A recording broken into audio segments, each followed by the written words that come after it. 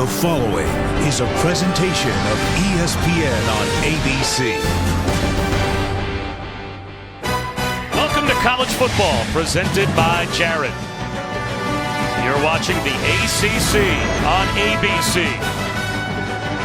It is a perfect day for football here in Tallahassee and a tough road test for the number 2 team in America, Clemson. They've never won back-to-back games here at Doak Campbell Stadium. That is the challenge today against Florida State. Hi again, everyone. Bob Wischusen here with Brock Ewert. Allison Williams will join us in just a moment. And with heavy hearts, we will do our best to document a football game for you today here in Tallahassee. But hopefully everyone in Pittsburgh knows that right now, collectively, our arms are wrapped around them, because we are sending every good thought and prayer that we possibly can to the folks in Pittsburgh. It certainly puts it in perspective how lucky we are to cover a football game today. But it is with heavy hearts. Yeah, there's no question about it. Our hearts are with you all in Pittsburgh. We'll do our best. This should be a very compelling few hours of football. And should circumstances warrant, we may be checking in with ABC News at some point if there are new developments with the shooting in Pittsburgh. With that being said, we do have a football game. We do have a program in the Clemson Tigers that seems to, with Dabo Swinney, have developed a culture. And that is, they get to this point of the season, and it seems like they are in the fast lane headed towards the playoff. Well, I don't think there's any question about it. It's a culture that's built on some grit as well. And this season, maybe as much as any, you lose a senior quarterback who transfers. A couple close games. You look at Alabama, number 1. They've not quite had this tested road that Clemson has. I think because of it, they're better for it. And there is a quarterback that we are excited to see today in Trevor Lawrence. As the Noles take the field, we'll come back and kick it off in just a moment. Clemson and Florida State from Doak Campbell. You're watching the Dr. Pepper Championship Drive Game of the Week.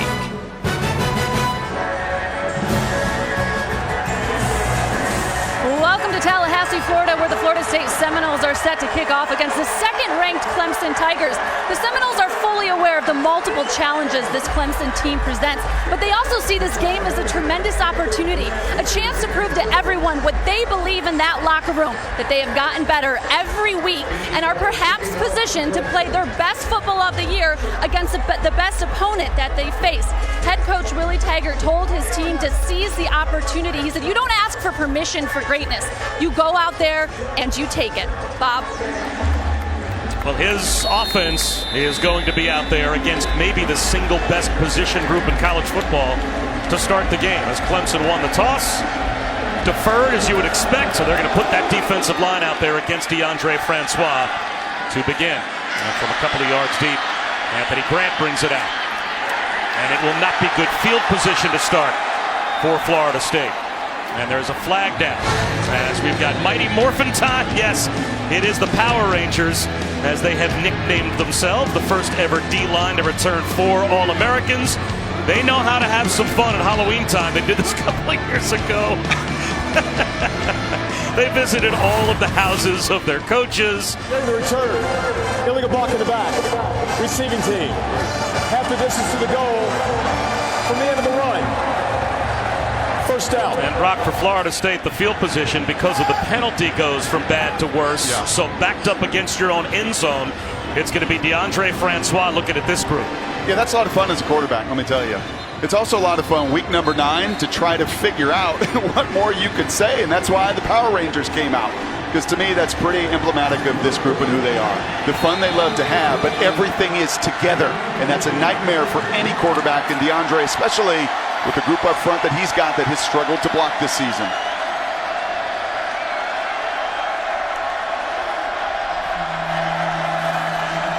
They'll run it with Cam Akers on first down.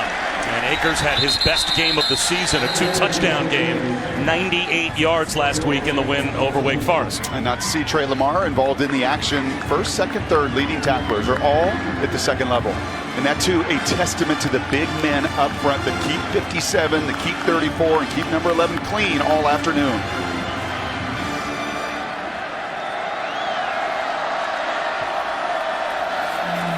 Francois with the quick game. Quan Murray, nowhere to go. Bottled up inside the 10, back to the original line of scrimmage, sets up third down at 10. 1, 2, 3, 4, 5, 6, 7. 7 Tigers flying to the football. They know who they are. They know exactly the strength of this group, and they got a pretty good feel that Florida State's going to want to play this game on the perimeter. And how do you defeat that? You do it by incredible effort and hustle and pursuit, which you saw on your screen on second down. Same formation, flip to the far side of the field. And Clemson shows blitz. They'll rush only 3. Francois, incomplete. He threw it behind Murray, so it's a 3 and out to start for FSU. That's about as bad a start as you can have if you're Willie Taggart. Number 1, you return the kick to the 15, take a knee. Give yourself any opportunity against this group. Number 2, and you try to throw an easy game of pitch and catches out there to the perimeter. And the first one goes for Zippo, and the third one falls incomplete, and that's a 3 and out. So can Logan Tyler change field position from the back of his own end zone?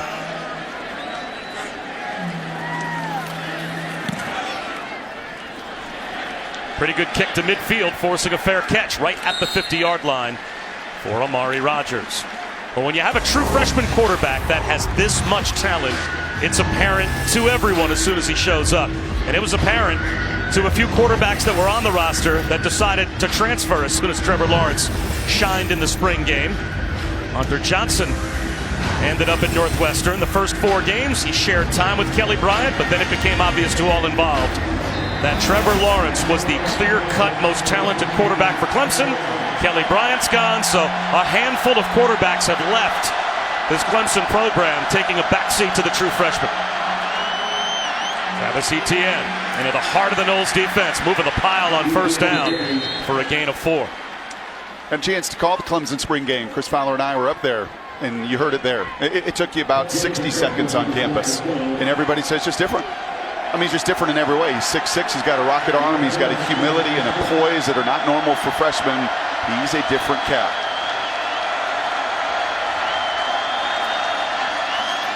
Play action and a laser beam right at the first down marker. And Hunter Renfro's got it to the 39-yard line. And we're going to document this throughout. And you saw a couple little quick screens and quick passes from DeAndre Francois, who's got a good arm. This kid has got an arm that's second to none. It's he and Tua in all of college football. And you see how fast that ball gets from point A to point B. Many times, receivers aren't catching it.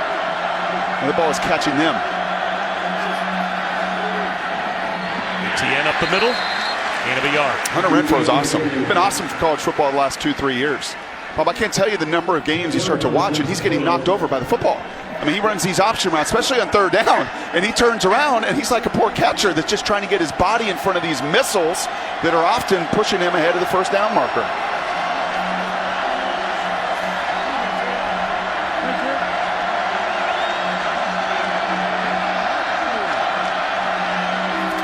Little play action fake. Taking a shot towards T. Higgins. Incomplete. Now that is the one area you're going to see Trevor get better. That's the one area where Tua in year number 2 is better than he is down the field. And I charted every one of his throws last week. Just 1 of 5, 20 plus. Anything underneath that, it is on the shoulder pad. It is as those guys come out of break. But that deep ball, that's an area that you're going to see Trevor progress in his career. So a little more air, a little more opportunity for the speedsters down the field. A big early third down for this Florida State defense as Clemson began at midfield. FSU shows blitz. Here they come. A bullet up the seam, way up over the head of Justin Ross.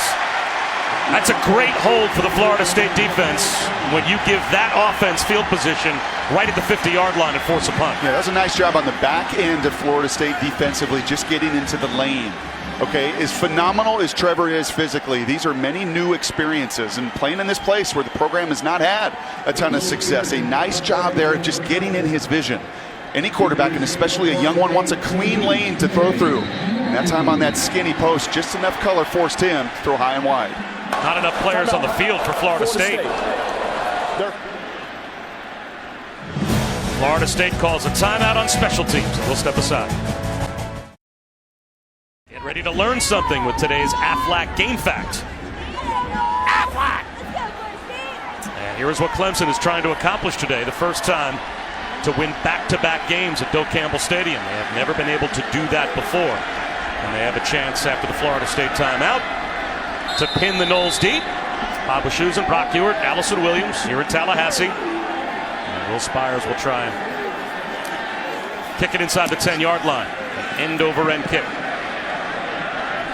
Into the end zone. A big break for Florida State. So DeAndre Francois will have the football, Brock, out at his own 25-yard line. As tough a kid as you're going to find in this position. If Lawrence has got one of the most gifted arms, just the mental and physical toughness of DeAndre Francois is what resonates. He has been hit so often in his career at Florida State, and a ton this year. This is the first week, and congratulations to the Seminoles. The first week they've started the same offensive line back-to-back weeks. It took to nearly November. But DeAndre, do not question his toughness. Got to step up in the pocket, got to protect the football, but his durability off the charts. Pardon me, starting at the 20. And they'll try and begin this drive on the ground with a counter to Cam Akers. He picks up 2. Dexter Lawrence is there to make the stop. That's what's so good about this group. You got guys that can rush off the edge. You got the heavyweight right in the middle that is so hard to move. Just such a dominant force who all decided to come back to school for one more run. Quarterback draw. Francois picks up 3 more. It'll be 3rd down and 5. Again, the stop made by Dexter Lawrence.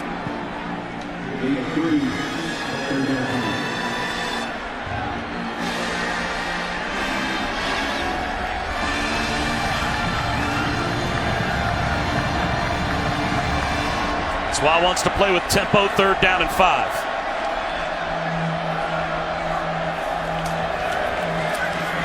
Shot to the sideline, right at the 1st down marker, and that is past the sticks.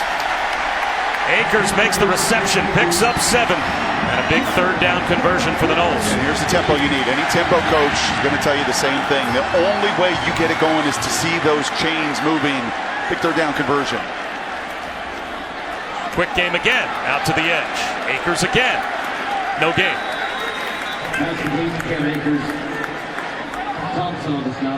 Yeah, Brent is going to provide the juice. He always does. He certainly does. Yes, I think he'd still like to play. 7th year at Clemson as the defensive coordinator, and boy, being his get-back coach has to be a physical job.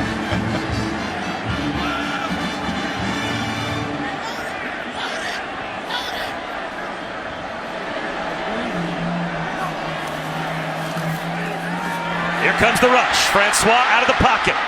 Slide and catch is made by Murray. That's a 1st down. And I think the key there is what you said, stepping up. Even though it was lateral, and that rush comes off his right side, and you're going to see it all afternoon. When DeAndre's going, what they're really trying to instruct him is to either step laterally or step up into that pocket and make plays with that really electric arm he has. Snap goes over the head of Francois. All the way back inside the 20-yard line.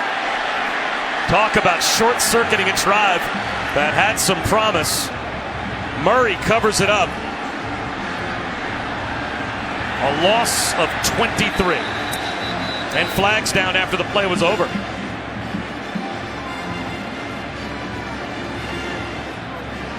Yeah, that was going to be a run play in the center. Alec Eberle is trying to get to that block, and he knows blocking the Dexter Lawrence's. He's got to get right on those guys, because if he doesn't, the play was over. Unsportsmanlike conduct. Number 3, offense. Half the distance to the goal. The down counts. 2nd down. Talk about going from bad to worse. That's going to put you back at the 10-yard line if you're Florida State. So Eberle just airmails a snap, and you saw there was really no chance. He's not even looking. He's still trying to figure out some of that numbers game on what may have been an RPO, and instead it whizzes right by him in a negative play. Made worse by Cam Akers, who just loses his cool in the confrontation with Kayvon Wallace. All right, you're Walt Bell, offensive coordinator for Florida State. Where on the sheet does it address 2nd down and 43? That's when you turn to the receiver coach and say, "You like anything here?" Oh boy, at the 10-yard line. I'll run it with Tre'Quez Patrick, and he'll pick up about 3. So now it's just buy some real estate for your punt group and don't turn it over deep in your own end. Hey, this is pretty cool, though. Watch Cam Akers, the running back. Not cool to get a penalty, and no coach is going to like it. But Kayvon Wallace is talking a little noise to DeAndre, and who comes and has his back? Cam Akers, former quarterback himself. I like that. Don't come and talk noise to my quarterback. We always think it's the big guys that got to protect the quarterback. That's not the case. Running back receivers can absolutely do the same.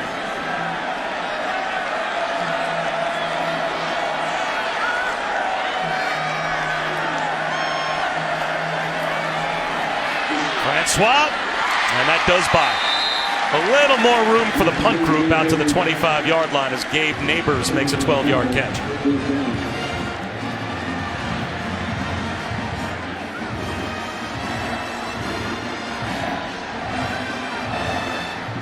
So now we'll see what type of field position Clemson ends up with as Amari Rodgers is at his own 35-yard line to receive this punt.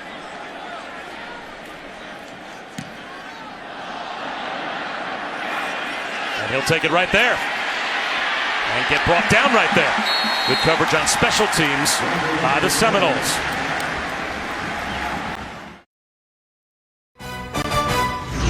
College football on ABC is presented by Jared. Dare to be devoted. In part by Burger King. Get 10 crispy chicken nuggets for just $1 only at Burger King. And Buick, proud partner of the NCAA. I have no home. Like, this is my home, you know, destroyed, you know. I can't come here and sleep and, you know, can't come here and do anything, but look. Janaris Robinson's home decimated by Hurricane Michael earlier this month. The walls turned to rubble. His recruiting letters strewn about like garbage. His family left homeless. But thankfully, due to an NCAA-approved GoFundMe account, $108,000 has been raised for him and his mother, Sharon Duncan, to help rebuild their home and their lives. And it is amazing to see him out here working with his team, committing himself to football, and he does so with his mother's blessing and encouragement that she will be okay. Well, Michael devastated the Panhandle and part of the Gulf Coast. And to help victims of Hurricane Michael, please go to redcross.org/ESPN. And you can be a part of helping out a lot of folks like Janaris Robinson and his family who lost everything.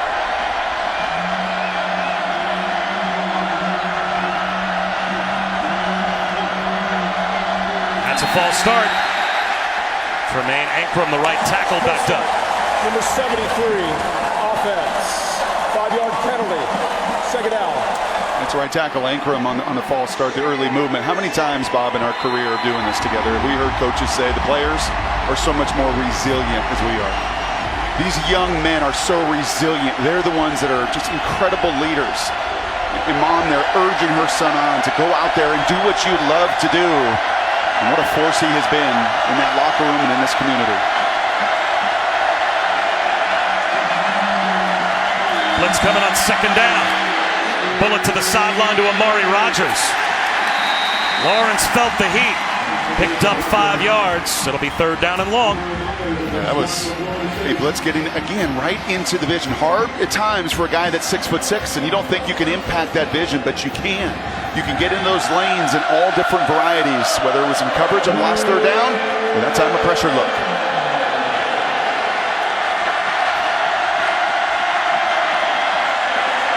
Probably worth noting, no starting center. Falcinelli is out, concussion symptoms. Cervenka, the right guard, sliding over to center. And looking at another FSU blitz. Lawrence off his back foot, has to throw it away.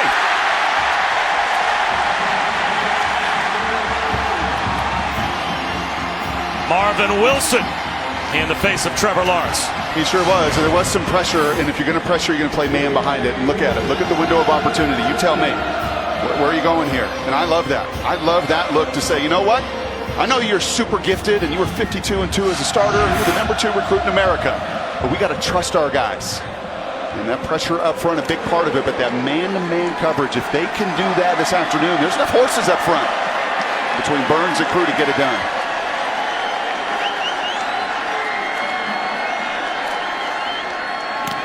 Shanked punt. It'll be great field position for Florida State. Spires off the side of his foot. And where will they mark it out? The official on the near side of the field, you can see him making his way through everyone on the Florida State bench. In Clemson territory at the Tigers' 49-yard line, a 14-yard punt.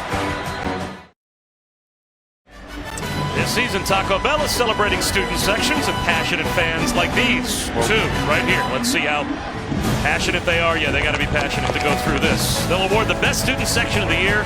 The Florida State Seminole student section already on Taco Bell's national watch list. Go to ESPN.com/Taco Bell to see how your school can compete and if you're willing to do something like that.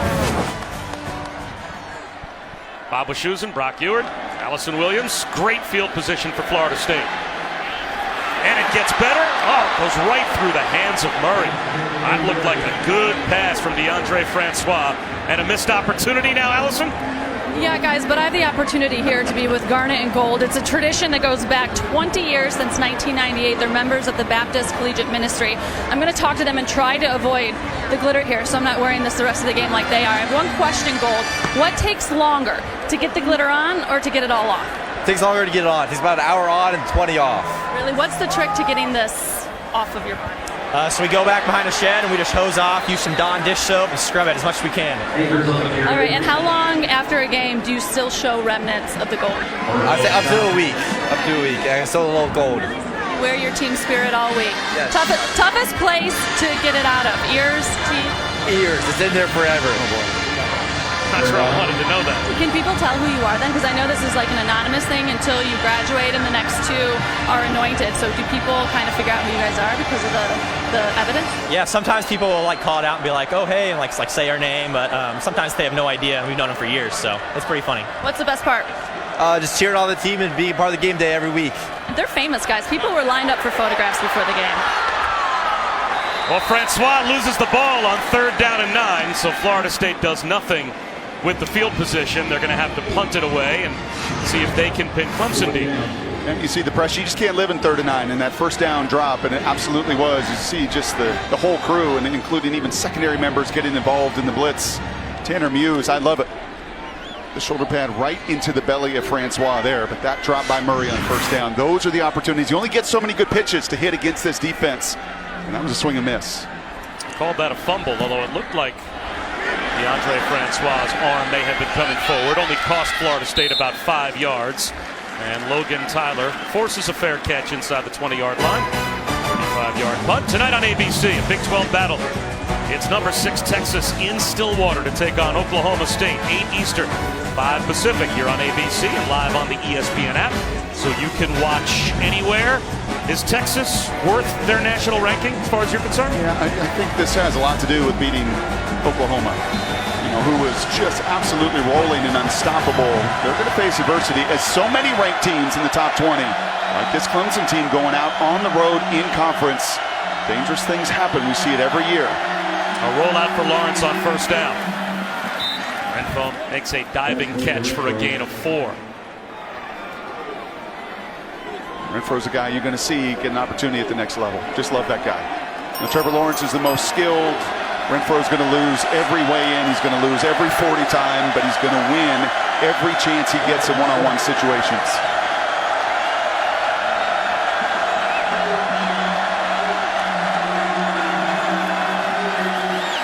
Maybe Feaster met at the line of scrimmage and driven back. Kalen Brooks in the middle of the pile-up. It's an excellent job. The big guys up front in Florida State now, these first 2 series, they have a little bit of pride. That's a real big fella right there.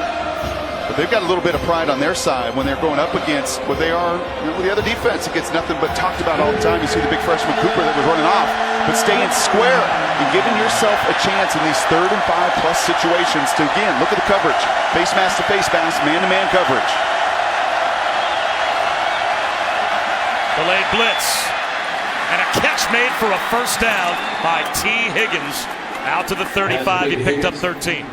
Renfro's a guy that is around the hash marks, running lots of option routes. But on the perimeter, their boundary receiver is Higgins. And they've had some good ones at Clemson. They just keep growing them up. And Mike Williams was a top 10 pick. This is who he profiles to in a few years. A beautiful job of using his hands to get out there on a well-placed 3rd and 6 conversion.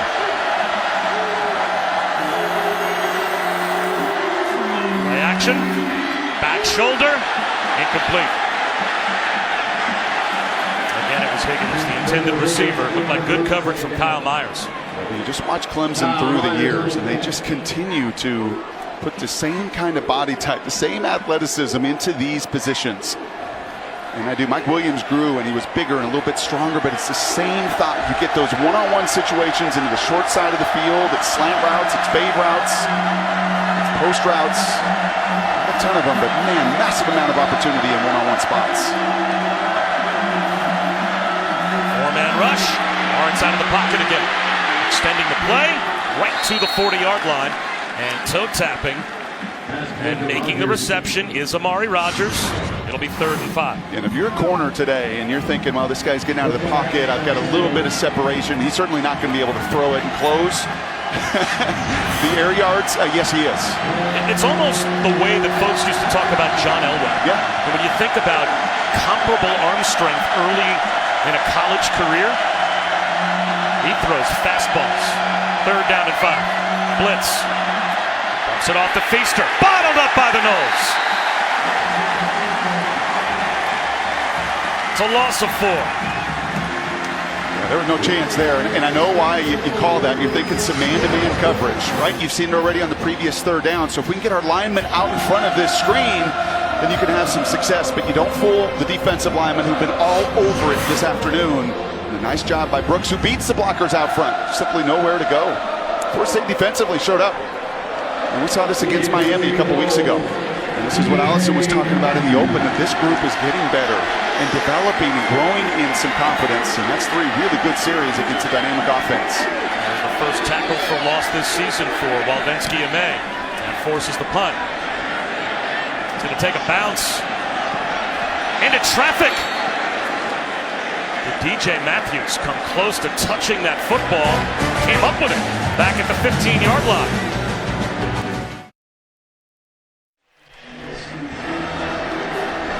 Bob Wischusen, Brock Ewart, Allison Williams back in Tallahassee, where so far the defense for Florida State, Brock, has been the story, because Clemson has had terrific field position and they have not been able to get inside the Florida State 39-yard line. Feels a little bit like conference play, doesn't it?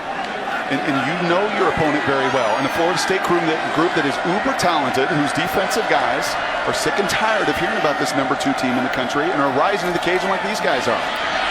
Francois, jump ball, intended for Murray, and that's incomplete. Once again, just pressure right in the face. Get used to it. If you're DeAndre Francois, you laid your head down in bed last night, and you repeated to yourself, I'm going to get hit, and it's okay. I'm going to get hit, and it's okay. I'm going to get hit, and it's okay. Because you are, and it's going to come from everywhere. And that time, Christian Wilkins just absolutely embarrasses Mike Arnold, the right guard. And this is a group up front that is troubled and has been troubled all season to find consistency. Did that work for Brock Ewart back in the day? Never. But I still find myself doing it at times. 2nd down and 10. That's Murray in motion. Man-to-man to the top side of your screen. Instead, it's Murray on the bubble screen. And he fights his way forward for a few yards. It'll bring up 3rd down and 6. But it's the diversification of this defensive line for Clemson that is just so unique, and they're going to lose them all. You know, they got some young guns that they're going to grow up and get better, but when you've got the run stuffer and you've got Wilkins and Lawrence inside along with the pass rush outside, there's just not one part of the group that you can contain and feel good about. Francois on the slant right through the hands of Keith Gavin. That's the 2nd good throw in as many series for DeAndre Francois, where his wide receivers did not make a play for him. And you can't have it. I mean, you just cannot afford that. Not when you're trying to block those guys and you call the right play. And the 1st down play action pass was a huge one to Murray, because it nearly puts you in field goal range on the previous drive. And that time, a 3rd down to get your tempo going. Beautifully thrown by DeAndre, just right through the hands of Gavin.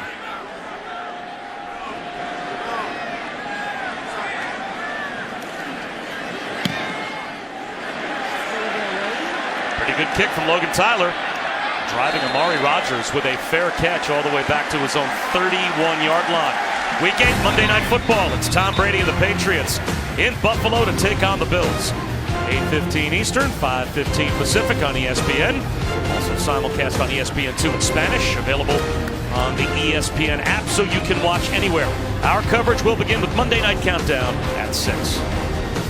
It's a matchup Mr. Brady has feasted upon. But if those guys, Tom Brady, or you mentioned John Elway earlier, watch these young phenoms. This kid that played 54 high school games, won his last 41 consecutively. And just look at a guy at 6'6" that can just spin it like few others. ETN up the middle. He picks up 5. Clemson came into this game without their center, Justin Falcinelli, and now they are without their right guard, Sean Pollard. He remains in the locker room. He had some sort of like a soft cast, some extra support on that right hand. They were cutting it off and then took him in the locker room to work on it further. So right now, 2 backups on the line for Clemson. Falcinelli and Pollard combined for 43 starts in their careers. See how that impacts the rest of this game. Play action. Right up the seam, in stride, it's Ross, the true freshman. Waiting for a blocker and getting dragged down inside the Florida State 25-yard line. That was a beautiful little throw. A run-pass option there. You run on first down, you suck up the linebackers and safeties, and it's got to go right over the head.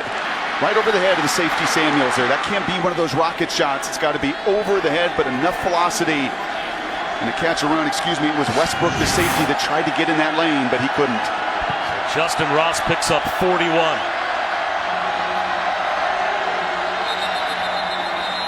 Play clock was winding down, or check that, the quarter clock was winding down, so that will take us to the end of the first quarter. Scoreless after 1 here in Tallahassee.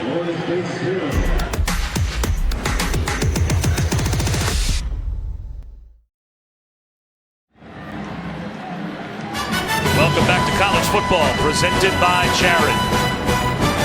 Just about set for the start of the second quarter. Scoreless between Clemson and Florida State. Number 2 team in America had outscored their opponents collectively in the first quarter 52-9 this season. Coming into today, Florida State holds them scoreless, but good field position to start off the second quarter for the Tigers. Lawrence down the sideline for T. Higgins, and that might have been a throwaway as much as it was a shot for Higgins. Kyle Myers there in coverage again. Yeah, there's no question. That ball wanted to go to the field on a little bubble screen to the running back, get people out front. But we've seen this on a few occasions. Trevor has too. These Seminole defenders are a step ahead. Whether it's the D linemen, whether it's the linebackers getting out in front of some of these plays, making life a little more difficult on the freshmen.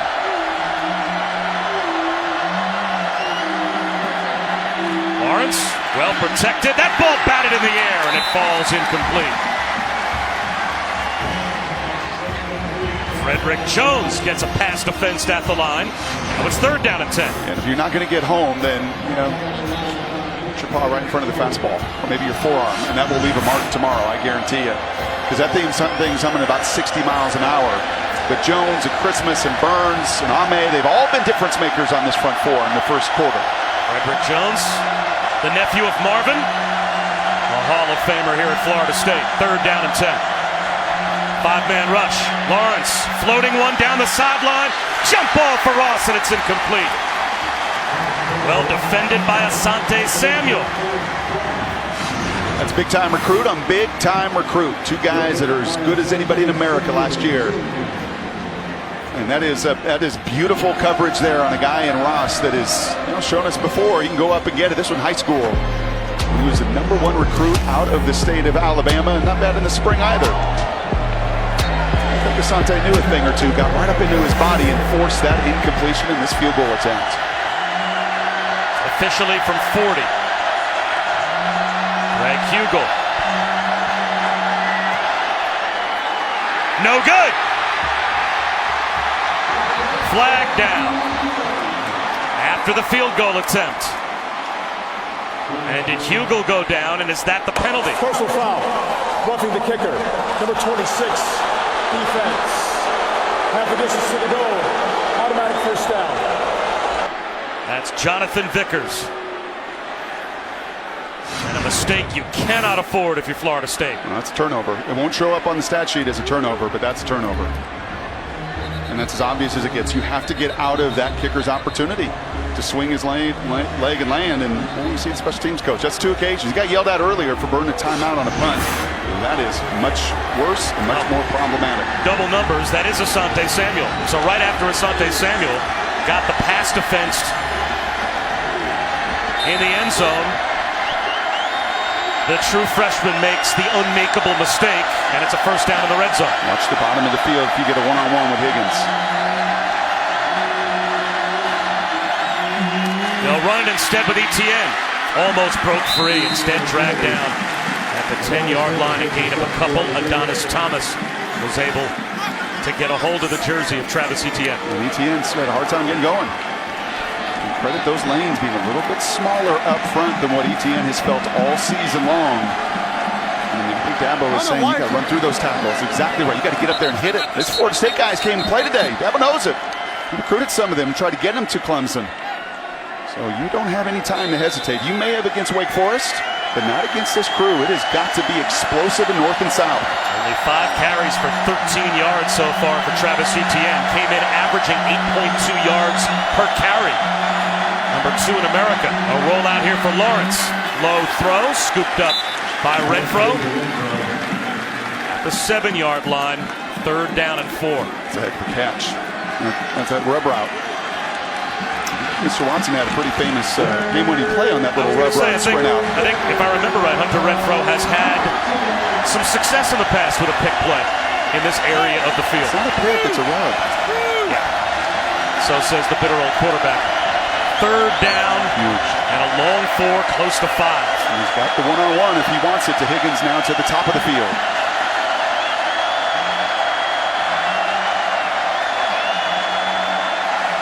Lawrence into the end zone. The jump ball is there for T. Higgins. And he boxes out the defender, and he's got a 7-yard touchdown. And the true freshman knows he cost his team a score. Yep. You only have so many opportunities offensively and defensively, and drop passes have killed the Seminoles offensively. And then defensively, when you get off the field, well, you're just going to have some of these matchups. And A.J. Westbrook is doing all he can, not a perfectly thrown ball, but enough to allow Higgins to extend those long arms, those monster hands, and put 7 on the board for Clemson. The true freshman kicker, B.T. Potter, in for the point after. Sneaks it inside the right upright. Clemson, on the strength of the Samuel penalty, scores first. Mayhem does indeed begin, presented by Allstate. It begins Tuesday. We're getting ready for the CFP rankings release. Who do you think's going to be on top? We both threw our strikingly similar top 6 out there. The only one we disagree on is where LSU and Notre Dame might line up when the first playoff rankings come out. Confident to say there will be a lot more debate after this weekend than the following weekend. And a lot more change as we go through the next 6 weeks or so. It's our first opportunity to say hi to Cassidy Hubbard. Hey guys, and now let's take a look at a performance above brought to you by Jersey Mike Subs. Wake Forest, Louisville, both looking for their first conference win. Sam Hartman to Scotty Washington puts the Demon Deacons up 21-7 in the second. Bob, Brock, Allison, back to you. Boy, what a year it has been for Louisville. That's a Wake Forest team that got drubbed last week by Florida State 38-17 after they had at one point a 10-0 lead and had 11 consecutive possessions that were scoreless here at Doak Campbell, and now they're getting beat up by Louisville. I got 2 words for you. Lamar Jackson. 1st and 10 for Florida State. Looking to bounce back. Akers powers his way, or check that, Patrick powers his way for 4 yards out to the 29. And you got to commit to some of that. You're not going to find explosive plays. This run game has struggled. It was a little better against Wake Forest, but nowhere near where it's going to have to be in the years to come for Willie. But you've got to keep that group honest by at least committing to some of that run. Patrick again. And it's going to be 3rd down. There's a flag thrown on the far side of the field.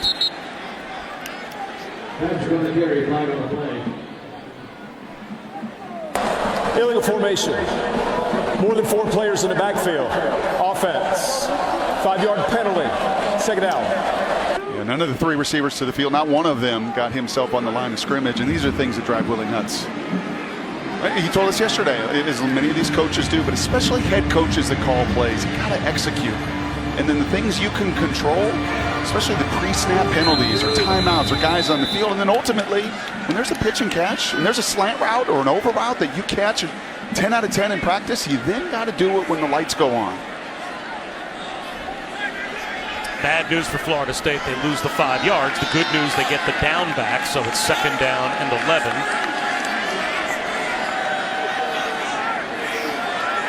No deep safeties for Clemson.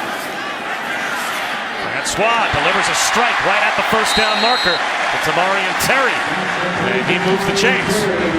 Guys, we've seen Francois take a few licks throughout this game. He knew that would be a part of the game. And the thing that I love about him, more than any quarterback I've covered, it's like he feeds off that physicality. He told us as much yesterday. Pump fake here, pump fakes again. And there he is, getting out on the edge. Well, if you're going to play against this Clemson defense with any kind of enthusiasm, you better feed off physicality because, Brock, as you said, he will get hit today time and time again. Yeah, and no shots down the field in that first quarter. You know, Willie said, we got to win this game on the perimeter, and that's fine. And they've tried to throw the quick screens to no avail. I think eventually here, you've just got to say, we've got to take 5 or 7. And we've got to throw the ball and push it down the field. But that is the one area on the perimeter that they felt like they had an opportunity and a matchup chance. I think in these next 10 minutes or so, you're going to see some shots down the field. Off play action here to the sideline, incomplete. Trayvon Mullen is there in coverage. He's getting an earful from Brent Venables. Yeah, he was blocking. And we saw this a couple times last week, too. These Florida State receivers are just down the field. And there's a lot of gray area that Brent Venables is trying to figure out with this offense, too. And so are the young Seminoles. And the young freshman there is just out downfield blocking, not even looking for the ball. And the crowd reacts thinking it's pass interference. But you got to run a route.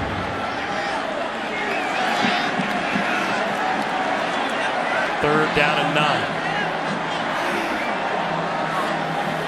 Blitz. It's picked up. Lob to the sideline. Should have been intercepted. No heat on that pass from DeAndre Francois. And Kayvon Wallace dropped it. I think part of the reason there, you've got to see the safeties. And you're expecting a pressure look, as you said. They bring 6. What usually comes with pressure? Man-to-man.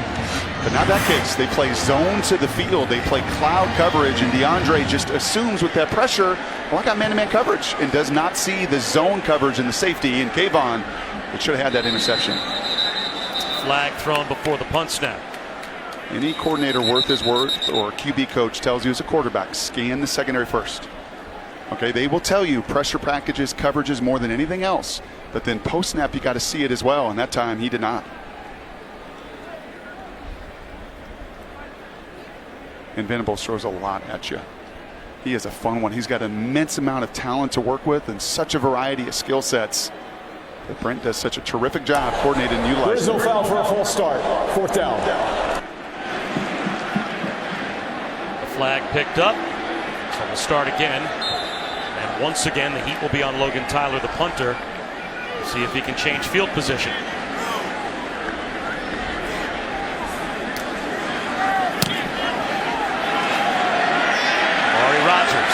Inside his own 15-yard line.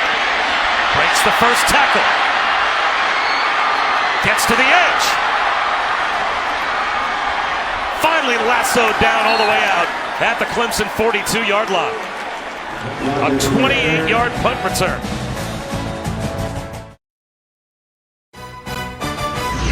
College football, presented by Jared on ABC, is brought to you by Pacific Life. Experience the power of Pacific.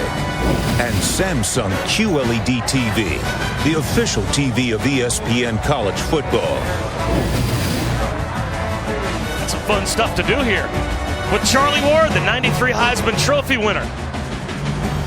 Back in Tallahassee, a little virtual reality. Still moving on good. Game day. You tell me that was 25 years ago? That's crazy. What happened?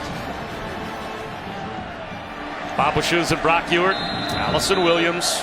Really good field position again for Clemson. They have dominated field position here in the first half, and they've got the 7-0 lead. Trevor Lawrence keeps it. Looks back down the sideline. Underthrown and incomplete. Intended for Tavian Feaster on the wheel route. That's a couple different times now. That throw down the field. Right, that's the one thing. The fastball is absolutely there. And for Trevor, I think sometimes when you throw the football so hard, and he has tremendous touch. I mean, he's got every gift that you want. But it is those throws down the field of just really still ripping it. And you can still rip it down the field with touch. That's the biggest step in his game to grow.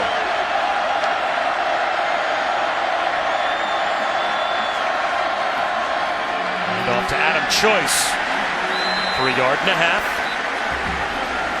These guys up front doing a good job, and there is no Falsinelli. And Pollard's battling injury, but these guys can feel it. Cooper can feel it, the big freshman. We saw Frederick Jones with the big play. We've seen Marvin Wilson hit Trevor Lawrence. And this defensive line is doing their part. Special teams, offense, not so much. Now on 3rd down, can they get that guy going? Number 99, right in the middle of your picture, Brian Burns. 23 career sacks.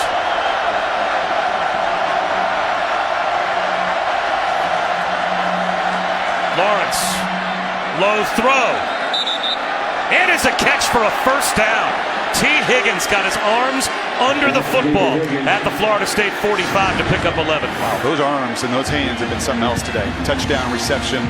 He sees the fastball low and away, and yeah, I think he does. And maybe just as importantly, it's his elbows and forearms that he's trying to squeeze that football. Trevor Lawrence wants to go quickly.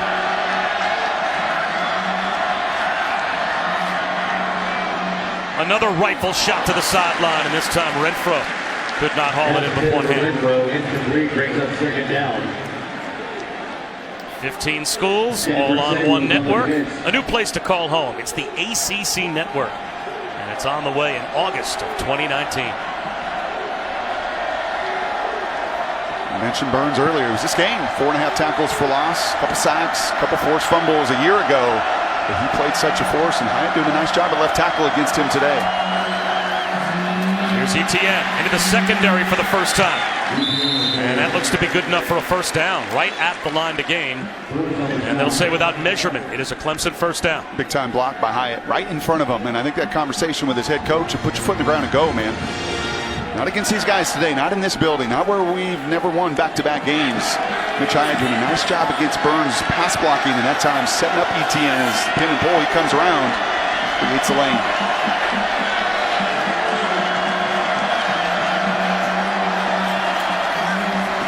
Etienne again.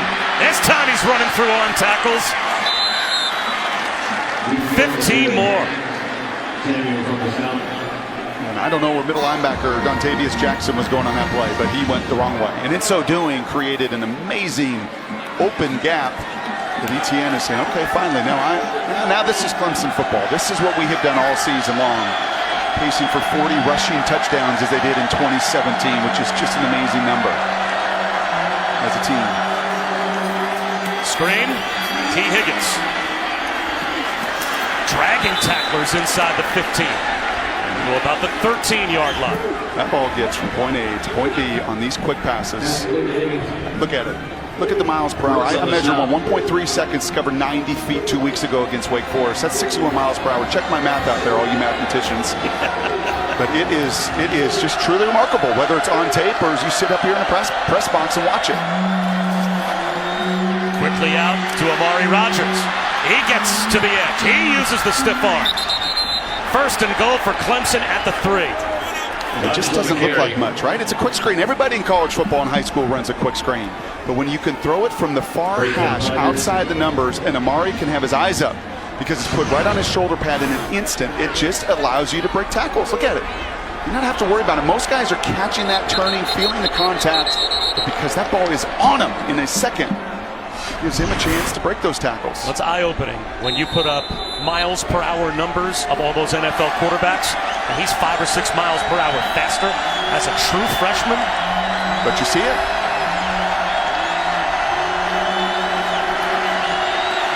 This time a throw with touch at the front pylon for the touchdown to Higgins. They did a beautiful job on the previous possession, getting him into a one-on-one with the safety. They do so again.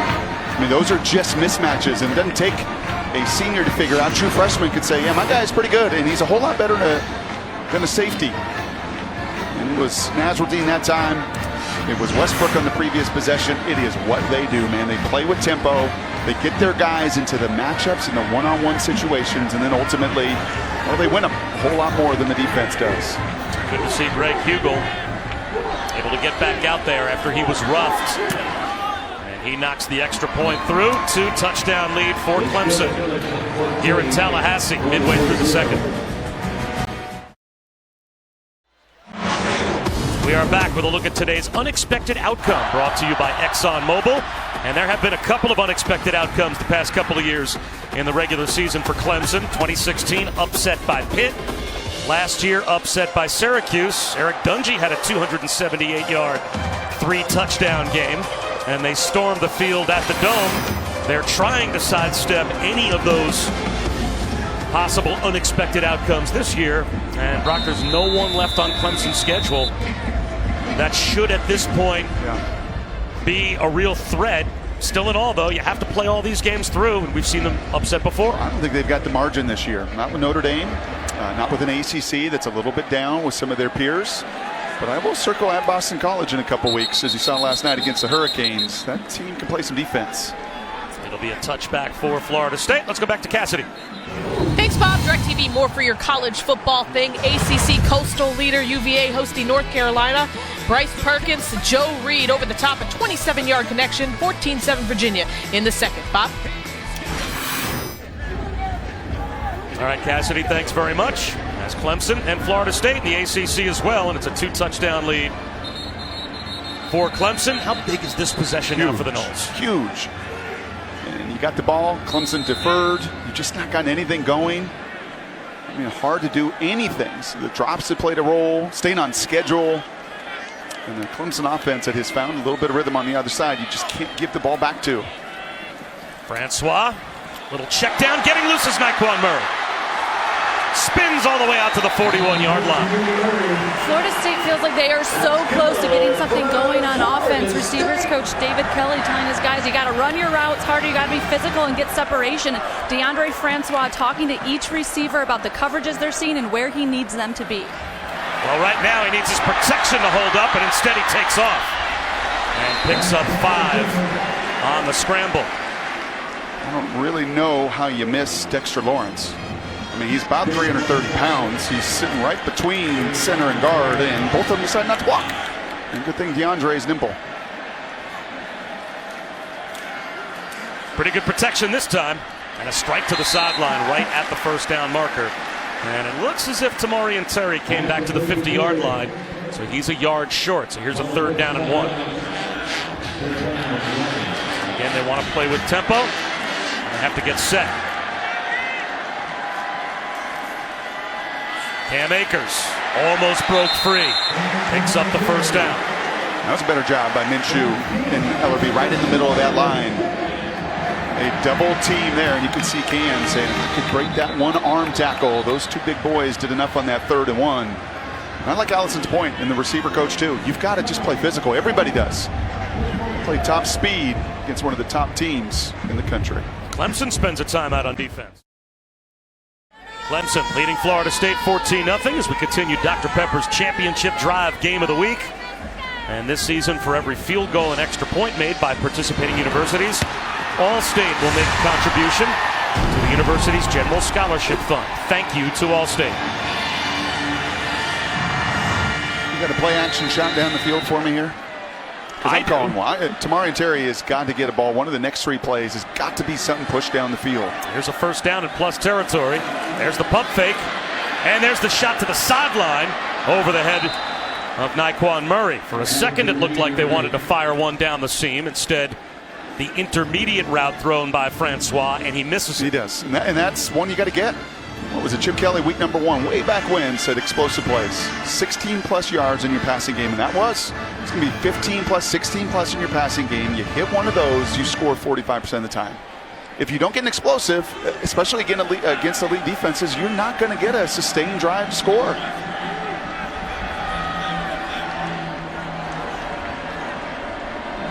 That's Cam Akers in motion. They'll run it with him. Driving his legs and being driven back by Trayvon Mullen. So the corner to the near side makes a tackle after a gain of only 2, and it's another big 3rd down. When you throw it on first down there, you often can then put yourself a little bit behind the sticks. And that's a throw that DeAndre missed. You can talk about a couple of the drops, but you just don't have margin when you play a crew like this on the other side. That's top ranked in nearly every statistical category. And the pitch is there to hit. You've got to hit it.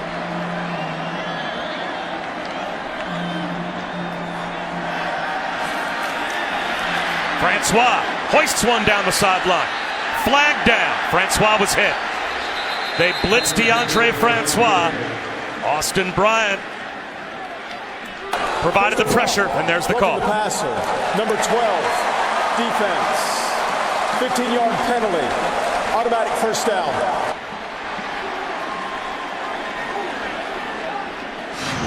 We talked about the toughness of DeAndre and the number of shots he has taken. And that call is going to be because he was hit below the waist.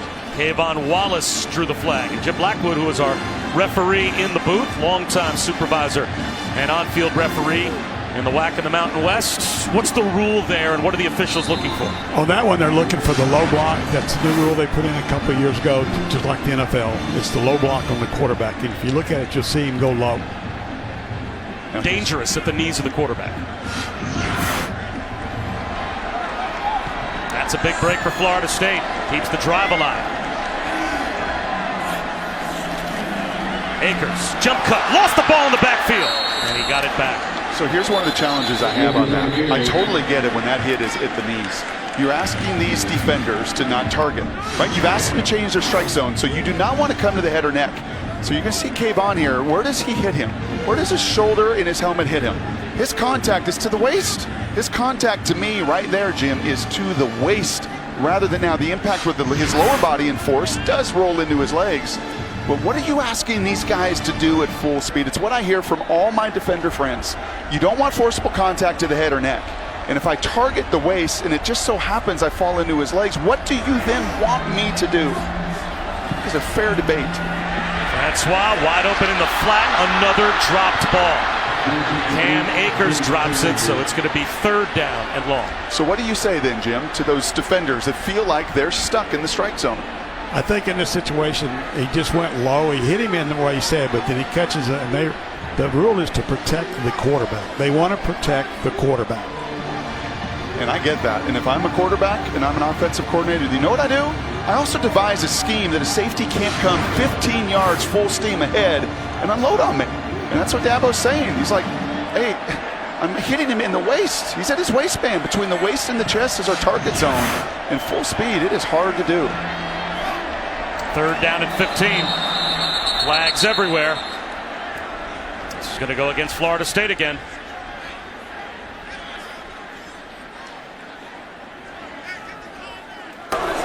Full start. Number 72, offense. 5-yard penalty. Third down. I don't think Willie's a note taker, right? You see a lot of head coaches. I think when you're a play caller, you don't have time necessarily to take notes. But if he did, he'd have about 6 or 7 of these notes. And you see the confusion there. Eberle, for some reason, thinks his quarterback is under center. He hasn't been under center all day, son. But if he took notes, he would have roughing the kicker, false start, bad snap, fumbles, drops. I mean, it's just been, unfortunately, against a good opponent, you're just not giving yourself a chance. This might be a challenge just to get into field goal range. Francois, floater up the seam. He was hit as he threw, and it's intercepted by Trey Lamar. The middle linebacker to the sideline, stays in bounds and returns it inside the 40, all the way down near the Florida State 30-yard line. Christian Wilkins pressured Francois. And just a 4-man rush. You've seen just about everything. You saw a safety blitz with Kayvon. You've seen corner blitzes. But you just see the pressure right into the face. 2 Power Rangers, the buddies, the best friends. Christian Wilkins, Dexter Lawrence, right into the grill of Francois. And Trey Lamar, who is known at 250 pounds to be that run-stuffing middle linebacker, just shows you that speed is spread throughout the roster. We talked about DeAndre Francois. There was no question he was going to get hit today by this defense, and especially that defensive line, and that time it caused a turnover. Lawrence on a keeper, breaks a tackle. And does he get walloped at the 25-yard line? That's Hazeldean. That's the safety. And you see the Tigers don't really care to see their 6'6" true freshman get unloaded on like that. But Hampson Hazeldean is the guy that when I asked defensive coordinator yesterday, Arlen Barnett, almost that play. If Trevor Lawrence is in the outlet, and he's exposed, he's running. Who is the one Seminole that you want to tee off on him? He didn't hesitate. He said Nasruddin is the guy that when he hits you, parts and pieces of helmets and shoulder pads explode.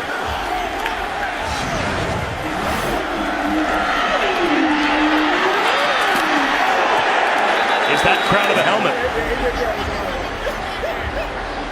It looks like this might be a targeting foul that is initiated from the replay booth, because they are going to have our referee get on the headset. And is that crown of the helmet forcible contact to the head or neck area? He is not a defensive player. He is a runner. So it has got to be the crown of the helmet. Got to be the crown of the helmet. And the indicators here, Jim Blackwood, that they are looking for in the replay booth are? The only indicator that they're looking for on a runner is the crown of the helmet to any part of the body. Not just the head neck area, any part of the body. Can I take that a step further and be real geeky here? Yeah. Where is the crown as it is defined? Is it that top of the face mask or is it the top of the helmet? It's been defined as just above the face mask all the way around like a bowl.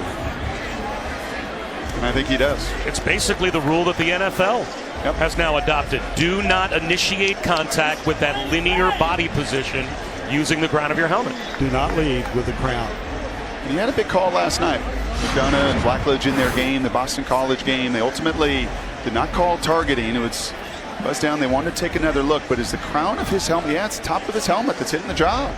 And to your point, it could have hit the ribs. After review, there was targeting on the play by number 23. Defense. He is disqualified from the game. Half of this is to the goal. Automatic first down. The clock is correct and will start on my signal. Now, I think a lot of people make a fuss when it's over protecting the quarterback. I kind of do. It's funny. I kind of still do. But this is about protecting Nasruddin. This is not even just about protecting Trevor Lawrence. You're trying to protect the defensive player as well. Protect against him. It's the most dangerous spot you could put your head and neck is when you spear or you use the crown of your helmet. Well, Trevor Lawrence took a headshot and was knocked out of the Syracuse game right at the end of September. And that became an amazing comeback win engineered by Chase Bryce, the redshirt freshman, who, of course, is one of, as you can see, a couple of freshmen on the Clemson roster. The only player in the quarterback depth chart that has a career start is Trevor Lawrence. So Nasruddin leaves. Clemson back in the red zone. Lawrence taking a shot to the end zone. Flag out. A.J. Litton was there in coverage for the Noles. T. Higgins.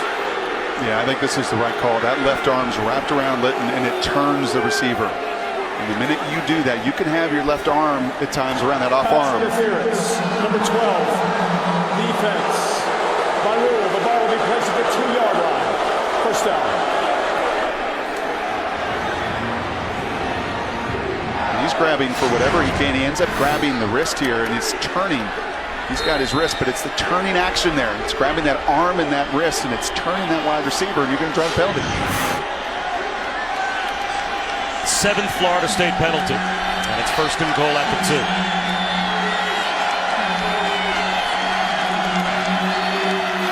Play action. Lawrence. That might have been a throwaway as much as anything. It's pretty poised, isn't he, Bob? You can see why Dabo and the rest of the crew just raved about him. He was up on campus an awful lot over the last few years. He never wavered from his commitment. He ran basically the same system in high school, so when he came and early enrolled, it was obvious to everyone the minute he stepped on campus who the guy was. I just love these unflinching. Just really doesn't matter what's going on in the game. He does not waver.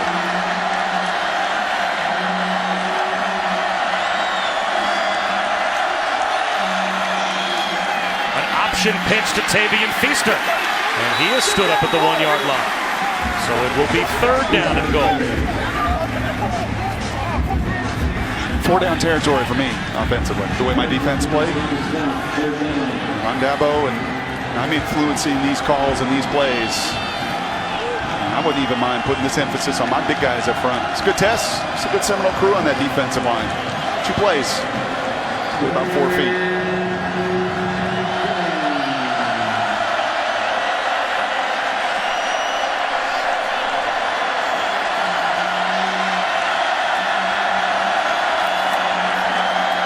They're going to give it to Wilkins. How about that? That is tough to stop. That's the fridge coming right at you. Christian Wilkins lines up in the eye, and he comes downhill. Oh, no, it's not the fridge. The fridge was Dexter Lawrence. He was the fullback that was right in front of Christian Wilkins. You have never seen in college football 700 pounds nearly in the backfield. Never. And poor Dexter doesn't got anybody to hit. He's running clean through the lane. And wow, that is awesome, man. Big guy's dream right there. That is not even a fullback dive. That was ISO. 242. Wow. Hugel with the extra point, 21-0 Clemson. Must be fun to be a big guy playing for Dabo Swinney as we're back in 30 seconds.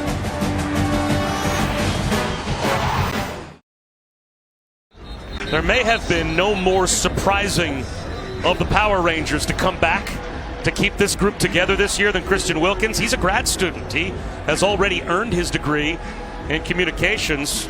Graduated in 2.5 years. They thought he was going to the NFL. He's back to have some fun. You know, those are called posterior chains right there. That's a nice way to say it, or you say gluteus. And you just have never seen two backs like that. Ever, ever, ever in college football. Find it. Go ahead. Out in the Twitter world. Send it to me. Find me anything that's ever had a 330-pound fullback that's got a, I don't know, 320-pound tailback lined up behind them. That's awesome. I called their spring game. They actually put him in strong safety, Christian, in that game. Yikes. Yeah. He's like, how about being a receiver coming over the middle? Yeah, they ran a little bubble screen, and he came downhill and had a little fun. He's an awesome football player. Awesome. E.T. Potter gets another one in the end zone. And you can hashtag that, hashtag posterior chain. Well, coming up at the half, we'll check in with Kevin Nagandi, Mac Brown, and Jonathan Vilma. First half highlights, scores from around college football. We'll take a look at our primetime game between Texas and Oklahoma State. All that and more coming up on the Capital One halftime report. And I'm sorry to diminish your refrigerator point, because you're right. The fridge did do that in the Super Bowl. And oh, by the way, when he Clemson Tiger, and if the fridge is watching that, he's saying, man, I mean, it was cool fullback, but fullback and tailback, Dabo? Yep. Wes Patrick pays the price as he picks up two. Not the first time, and certainly won't be the last, that you diminish one of my points. Well, Allison? Let me break you two up real quick, guys. It is so fun, obviously, to see Wilkins and Lawrence out there on special teams, on offense. Dabo Swinney said it's just a whole lot of beef when those guys get going. He said they're such tremendous athletes. Why wouldn't you use them as much as we can? And he said that Christian could probably play tailback, tight end. He is just so dynamic and so special.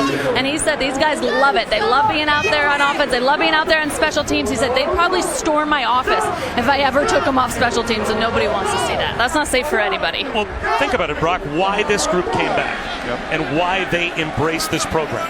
I never heard anything as profound as Cleveland Farrell, number 99, this spring, sitting with those four guys.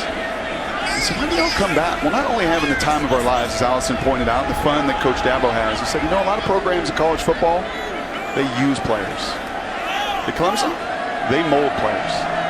And I just kind of dropped my pencil. I never heard something quite like that, frame it that beautifully, and he's right. Francois hit as he throws down the sideline. Again, it was Christian Wilkins all over Francois. And Francois, again, has to be helped up as that defensive line really is now starting to tee off. Yeah, you become one-dimensional. You got no chance against these guys. And you see him right in the middle. That's Eberle. That's the best lineman. You know, I think Eberle's looking for some help with the left guard, Minshew. He doesn't get any of it. And whether it's 3-man rush, 4-man rush, when you can just dominate that math game right there, your 4 beat the 5 or 6 blockers, you're going to win. Our own Todd McShay's got 3 of those guys projected to go in the top 11 of the draft. Now, when was the last time 3 of the projected top 11 picks in the draft came back to school to play and continue as a unit? That's just unheard of. They all take the money. They all go to the NFL after a 46-yard punt. Tonight on ABC, it is a Big 12 battle and a good test on the road for number 6 Texas in Stillwater to take on Oklahoma State, 8 Eastern, 5 Pacific here on ABC. and live on the ESPN app, so you can watch anywhere. And those Cowboys actually get after the quarterbacks. Number one in the country at sacking the quarterback. Even better than these guys do here in the orange. But what they do against the run and the pass, what they can do out of so much scheme. And you know what? They came back to be molded, not just as football players, as young men too. And they're playing their best ball of the season right now, totally trending upward. Lawrence on time to the sideline to Travion Thompson. It's just different. I mean, it just stays on a line. You're just waiting to see a little bit of trajectory or something, and it doesn't. I mean, it just stays on a frozen rope, and it really doesn't matter what the route is or how far down the field.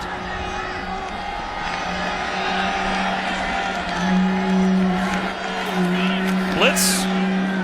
And on a line to the sideline again, it's Amari Rodgers. Can I go like kind of in the Wayback Machine and come up with a comparison of my own? I remember covering the Jets in New York when they brought Vinny Testaverde in and going to the Jet practice bubble and watching Vinny Testaverde throw 7-on-7.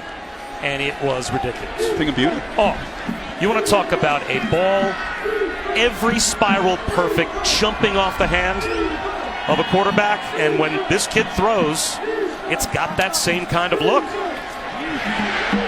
Every pass right on time. He takes another hit here as Burns got in the backfield, but Trevor Lawrence with another first down hookup, and it just jumps off his hand and looks different. Well, there's a few things going on. As you asked for Burns earlier, and that time a line stunt, he actually gets to Lawrence, just not in time. A few things fundamentally is it all starts at his base. Watch his power. Watch the number of times his posture and just the ability to use that body and those legs. He beats the blitz again to T. Higgins. Higgins weaves his way inside the 15-yard line. And the kid down in Tuscaloosa, too, is the same thing. As you see a Seminole that is down. But both of those guys, it mechanically all starts there. And then they just use their body, they rip it. And, you know, he's played 54 games of high school football. This is not your freshman who enrolled early. I mean, this is a guy that has been groomed and ready for this moment. He took away the starting job from his high school team, or for his high school team, basically as an 8th grader. They invited him to spring football practice with the high school team as an 8th grader. Wow. And then he became, of course, the starter as a freshman, won a couple of state championships, and won his last 41 high school starts. Just keeps it rolling here at Clemson. And again, an injury timeout on the field. We'll step aside for 30 seconds.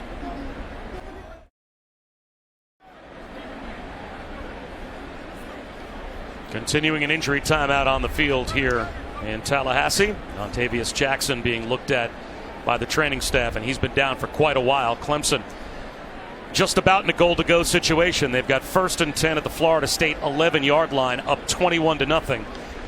And that is a very important piece of the Florida State defense that is just now sitting back up. Bob Wischusen, Brock Ewert, Allison Williams here at Doak Campbell Stadium. And just hoping that Dontavius Jackson can get up to his feet.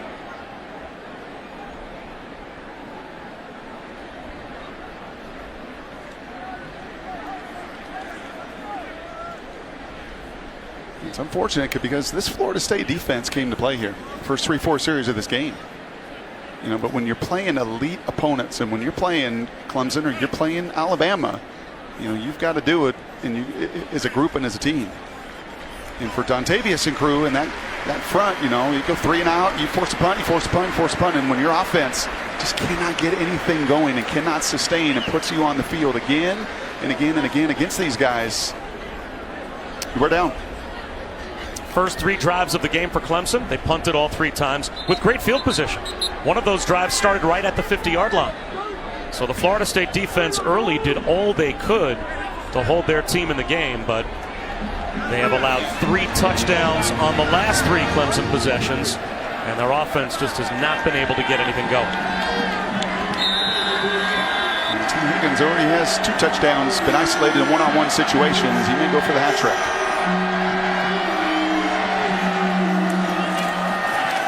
Feaster Inside the 5-yard line, driving his way down to about the 2, maybe the 1.5. That might be just about good for a first down. Or the starting middle linebacker goes out, and what do you want to do? You want to run right at it as you see another Seminole down. That's Stanford Samuels, the free safety, slow to get up, and now he's down on one knee.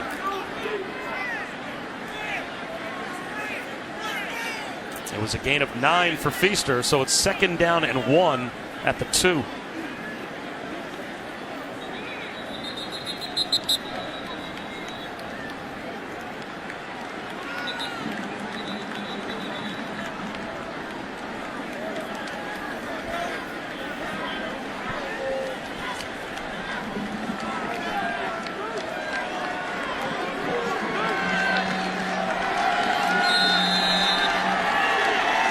They've got Feaster lined up as the I-back. They'll instead give it to Garrett Williams, the fullback, and he's in for the touchdown. 4 straight touchdowns on 4 consecutive possessions for Clemson. I bet there's a little part of Garrett Williams that says, you know, I do all this dirty work all season long. I don't ask for much, but then you put Christian Wilkins in and you let him score a touchdown. How about you let me in on the party, and all Willie can do is hands on hips. He knew his margin today was going to be so slim. Had to play a clean game. Here with the first touchdown running of his career. Ought to feel pretty good as well. Well, Dabo Swinney was a walk-up. He takes pride in making sure that every guy that he feels, regardless of where they might be on the depth chart, that warrants some playing time, touching the football, getting a chance to be in the spotlight, he wants them all to have that experience. Last week, they played 56 players in the first quarter against Wake Forest. Or against NC State, pardon me. And there it is. Every year, your roster is different. This year, our roster is full of guys we trust, guys who deserve to play. I believe you play the guys who deserve to play. Well, that means even if I've got guys that are 3 deep, 4 deep on the depth chart, they're going to get a chance to get in the game for Clemson. And it's really cool for us to say how great the culture is and how wonderful all this is. It's so much better when the picture does it. I mean, seriously, that's Christian Wilkins, and he's coming out. He knows he got to celebrate a touchdown last time, but the guy that has worked his butt off, who has earned this opportunity to get his chance to score as well, that's as cool a picture as we've seen this season. That's college football.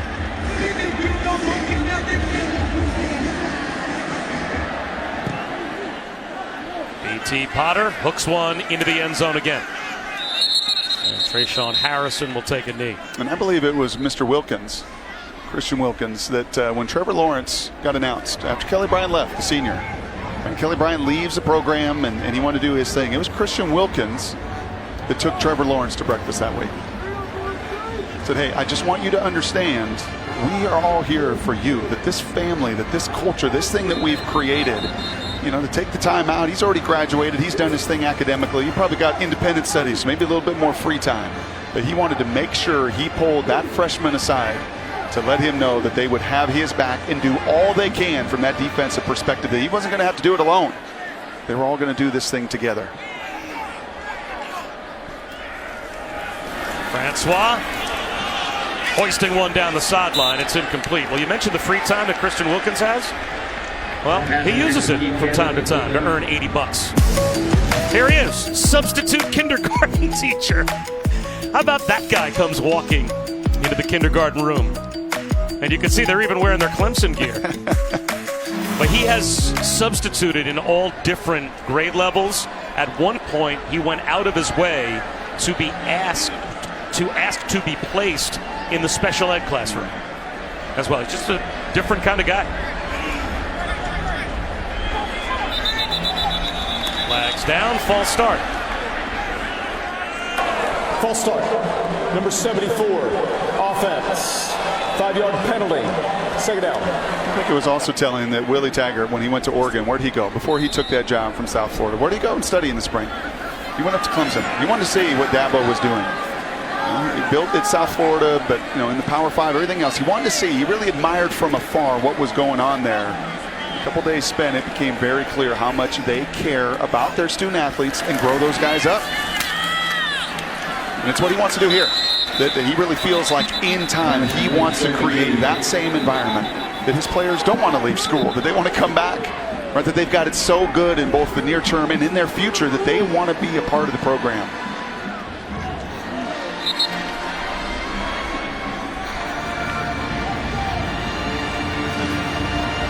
Seconds to go in the half. And Clemson will spend a timeout here to try and save some time for their offense, see if they can get the ball back to Trevor Lawrence again. And I'm not sure how many of the boxes you think Clemson checks, but just the physical box.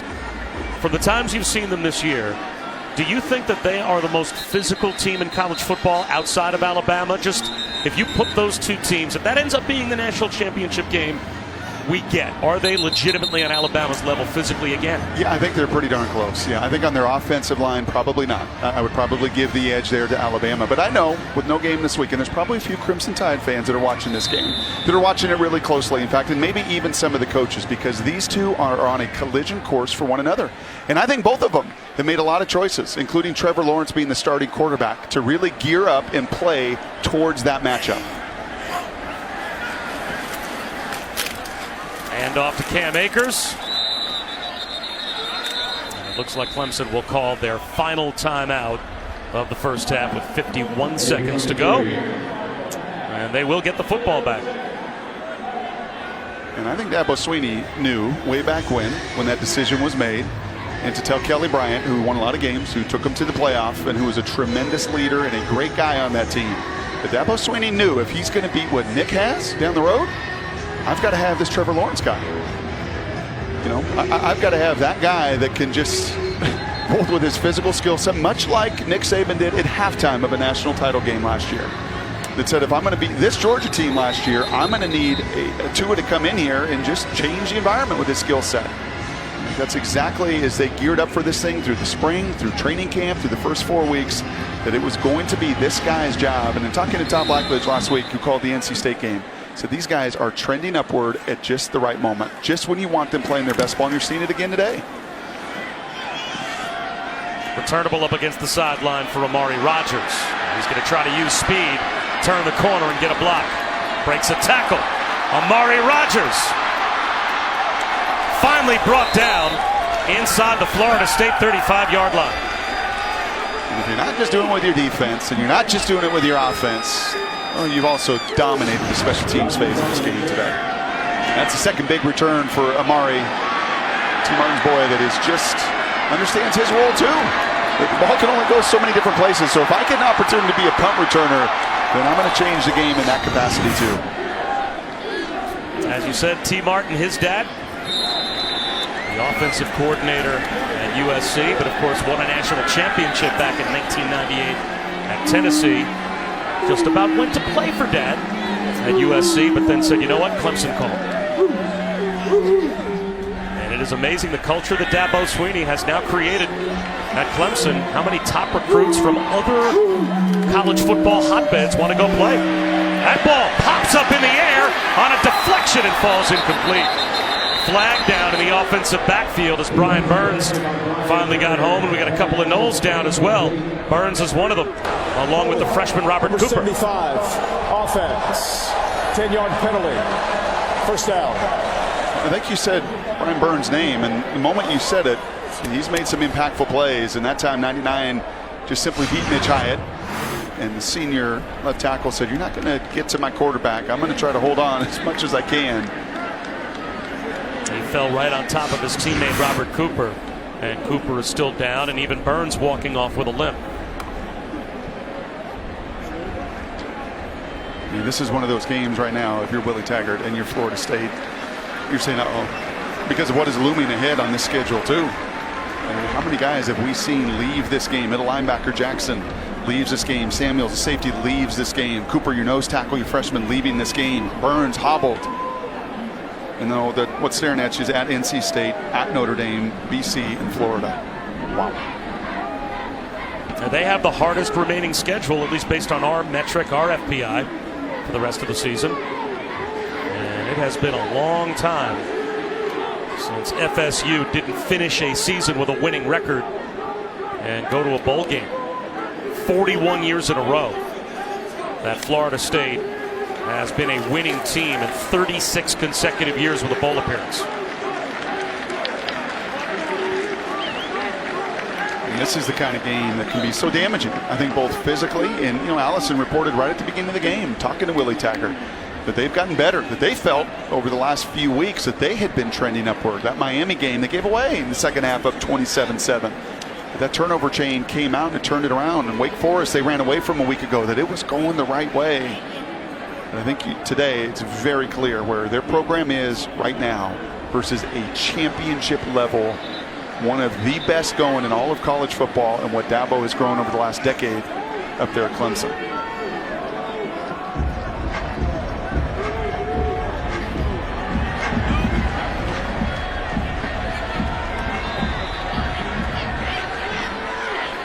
Tigers are out of timeout, still have 29 seconds. 1st and 20.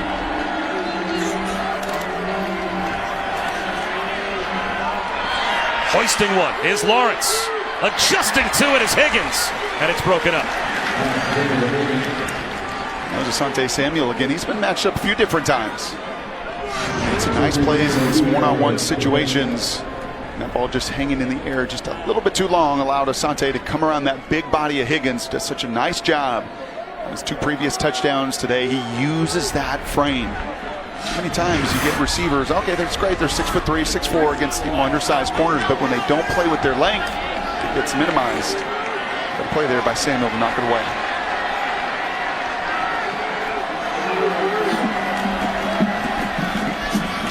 Lawrence, that's complete to DeAndre Overton, and that at least gets Clemson in field goal range. They pick up 15, and they stop the clock with 17 seconds to go in the half.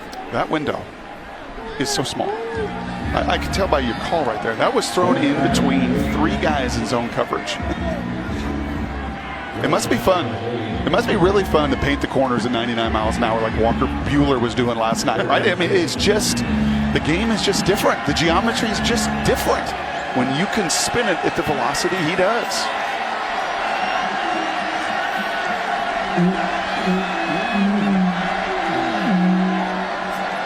False start. That's the right tackle, Tremaine Ancrum again. False start. Number 73, offense. 5-yard penalty. 3rd down.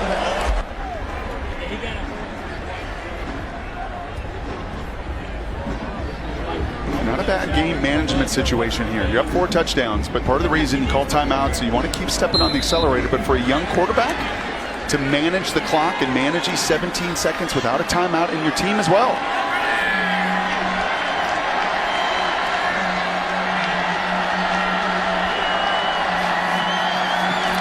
Four-man rush. And that's to the sideline with 12 seconds to go in the half. Now it'll be 4th down. Marvin Wilson got back and put a hit on Trevor Lawrence. I'm not sure if they feel like they're in field goal range here. It looks like the offense is staying on the field for 4th down and 11. Certainly plenty of time with the clock stopping in college football after a 1st down to run up and spike it. If you are able to pick up a 1st down here.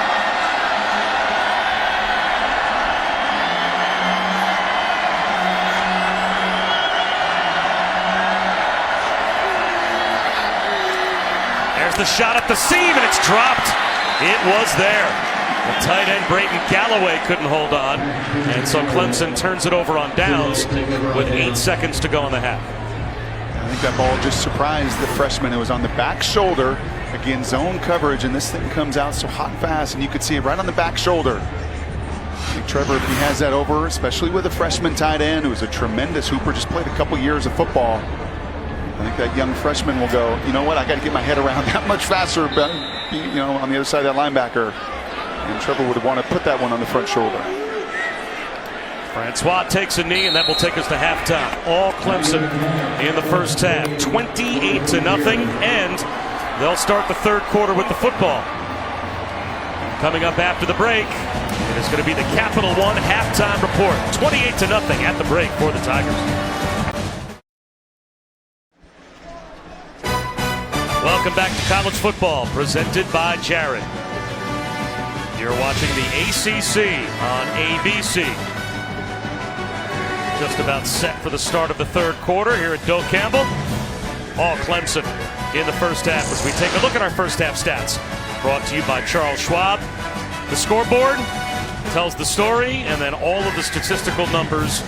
Throw in 8 penalties for Florida State in the first half as well, Brock. And not hard to see why it's 28-0. Yeah, and that's 38 plays for Florida State. 38 plays. I mean, the defense for the Seminoles came out and they had a number of stops early. And ultimately the offense just getting in their own way. Just drops and false starts and snaps over the head, interception. Just a collection of errors that you just cannot have against an opponent the quality of the Clemson Tigers. That's Brock Ewart. I'm Bob Wischusen. Allison Williams with us here in Tallahassee as well.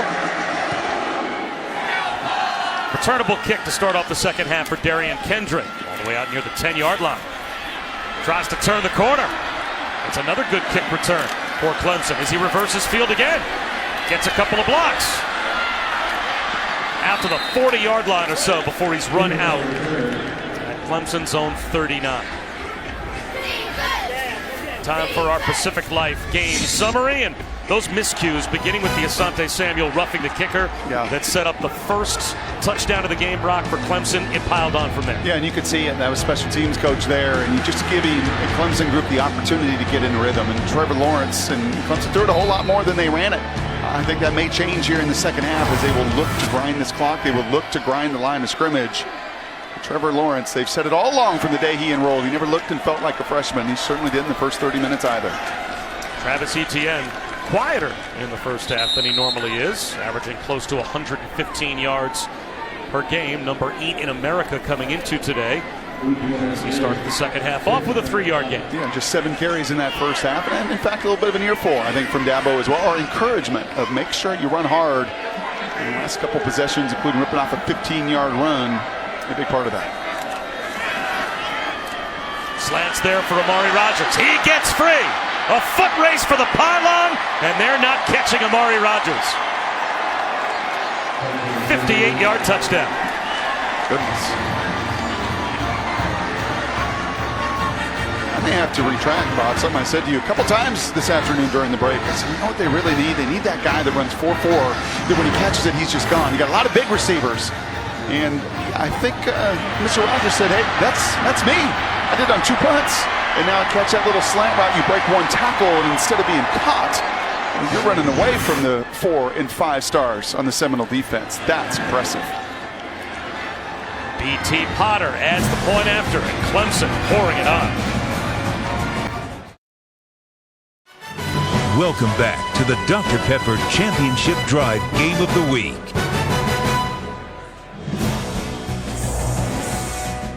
Three Clemson touchdowns in the last 4 minutes and 22 seconds of game time.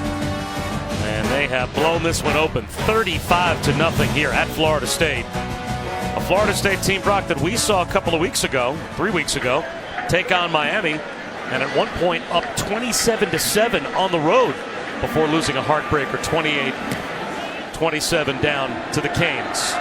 But this is a different level opponent. And I think Willie Taggart might know it. Allison, you had a chance to talk to the Florida State head coach?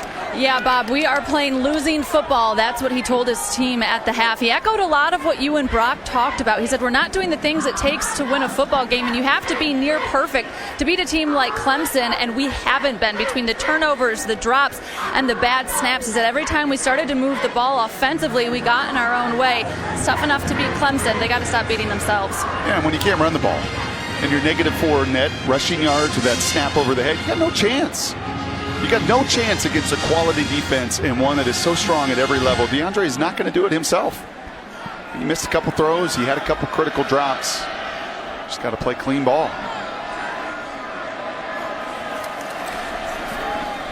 Cam Akers, about 4 yards on first down. When we met with Willie Taggart last night, and not to reveal his game plan, but he did tell us part of his game plan was to take shots. Well, shots are built off play action. Yeah. How does play action work if you can't run the football? Akers looking for a cutback lane. This time he lost a couple of yards. So there is the run game, 4 yards forward, 2 yards back, and it's 3rd down and 8. Well, I think you know the answer to your question right there. It doesn't work. It doesn't work. And then ultimately to take those shots down the field, you have to protect too. And, you know, it's just in all phases. You know, at halftime here, I was kind of walking the hallways, talking to fans, and they say, is Clemson this good, or is Florida State just struggling this bad? And I think it's a whole lot more of the former. That these guys just take your game apart, and when you're an elite team that is just rich with seniors and experience, they have the opportunity to do what they're doing this afternoon. Looked like Cleveland Farrell jumped. I don't know if he induced a false start or if he was drawn off. False start. Number 74, offense. 5-yard penalty. 3rd down. That's the senior Derek Kelly that he knows in 3rd and 8. Right? I've got Cleveland Farrell. It's going to be a 1st-round pick. I better get off the ball. It just all unfortunately builds upon itself. Well, Florida State's got company. This is the 9th time in the last 13 games dating to last year that this defense has not allowed a first-half touchdown. So they're used to having a pretty sizable lead at halftime and smothering the opponent. Swing pass to Akers. He's thrown down by Kayvon Wallace as he goes out of bounds. So players have to be separated. Yeah, I mean, this is, Bob, we have not had the chance to see the Crimson Tide this year, but this is what every one of their games has looked like. I mean, this is, I've seen crossover tape of Dabo's, I think, matchup that he knows can be coming if they play their kind of game the rest of this season. If they play anywhere near their ceiling, they're going to be in that playoff. But this is exactly what Alabama has done weekend after weekend after weekend, and now what Clemson's done the last 2-3 weeks is their young freshman quarterback's feeling really good about his game too. Amari Rodgers lets it bounce. Sideways hop. Pretty good hop for Clemson as it finally rolls dead at the 37-yard line. So good field position again for Trevor Lawrence when we come back. College football presented by Jared on ABC is brought to you by Nissan. Innovation that excites. And Wendy's. Get Wendy's delivered right to your door with DoorDash. Enjoy no delivery fee during game day all season long. That's a football player right there. Derwin James, All-American, spending some time with some Florida State fans pregame here in Tallahassee. Bob Wischusen, Brock Ewert, Allison Williams. Back at Doak Campbell, where it's back to the offense for the super freshman Trevor Lawrence and the Clemson Tigers with a 35-0 lead. Travis Etienne met at the line of scrimmage and driven back. He may have gotten forward progress for no gain. A.J. Westbrook came up and went face mask to face mask with Etienne. Yeah, now it becomes a whole lot of pride defensively. I mean, what are you going to do? You know your offense is going to get up against it all game. It's about your effort, your energy, and your pride on the defensive side of the ball.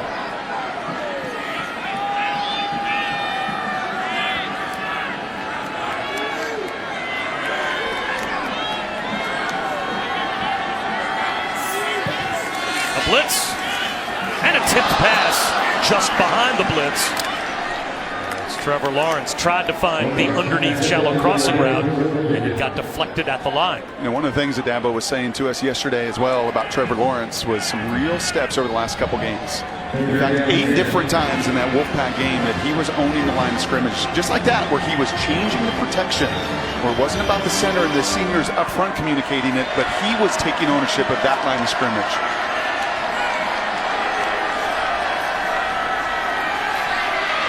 Now he's out of the pocket. Flips one to the sideline and throws it away. I think it's going to be one of the big keys for him over the next 3-4 weeks as well, is to protect himself. We saw him take another massive shot. Nazruddin, the safety, was ultimately ejected in this game for targeting using the crown of the helmet, but that went right to his chin. Knocked out of a game earlier this year. I think that's one of the hardest things for young guys to learn. Well, I remember John Gruden saying as much to any of even those guys getting into the league is your ability to protect yourself. You do it through protection calls and changing that at the line. You also do it just like that. Not being a hero, running into people, throw the ball away.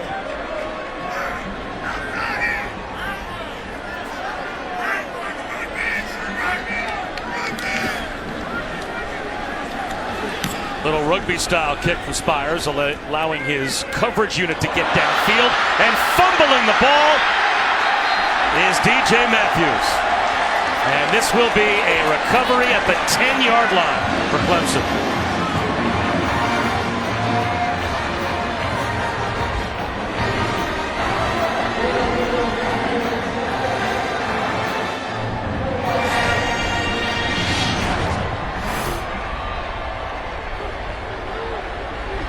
We saw this earlier, unfortunately, with DJ that was trying to be aggressive on a ball that was bouncing, and he went up just in a pile, and he got it that time. And he just takes his eyes off of it. He's seeing what's coming, and he feels like, I got to make a play. I got to make something happen. Just like his punt return touchdown against Miami. And just when it rains, it pours, man.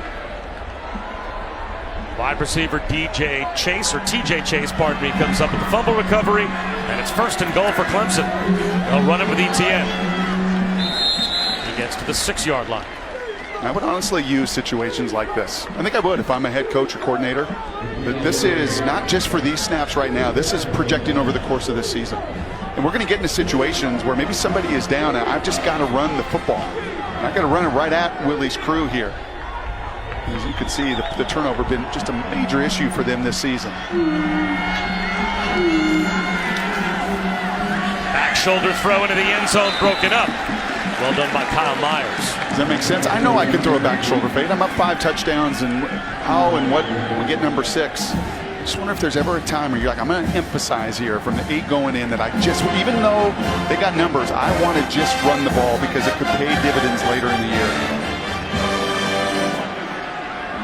And obviously Dabo's thinking, you know what? I want another touchdown, so maybe the 2nd and 3rd guys can get into this game too.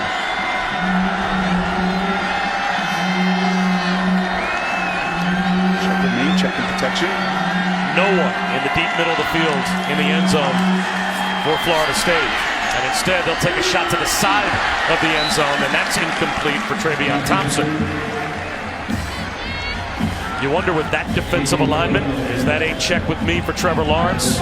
Or did he just miss receivers over the middle where there was a lot of empty space? I think the routes were called, and that was a check to make sure you're secure at the line. And that time, they brought even one more that you could block. Got a slant route to the bottom of the field. He decided to use the full area of the field. And got a play by Florida State. A little bit of pride defensively showing up and stopping. So the true freshman B.T. Potter gets a chance from 24 yards out.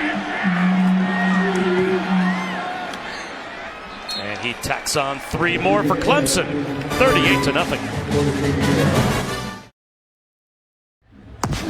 We're back with a look at celebrating the upset, brought to you by Outlaw King. Back in 2003, Clemson, well, they upset Florida State. Tommy Bowden beat his dad in the Bowden Bowl. Charlie Whitehurst with a touchdown on the ground. Touchdown through the air to Derek Hamilton. And the Tigers snapped an 11-game losing streak to Florida State. Quite the scene at Death Valley.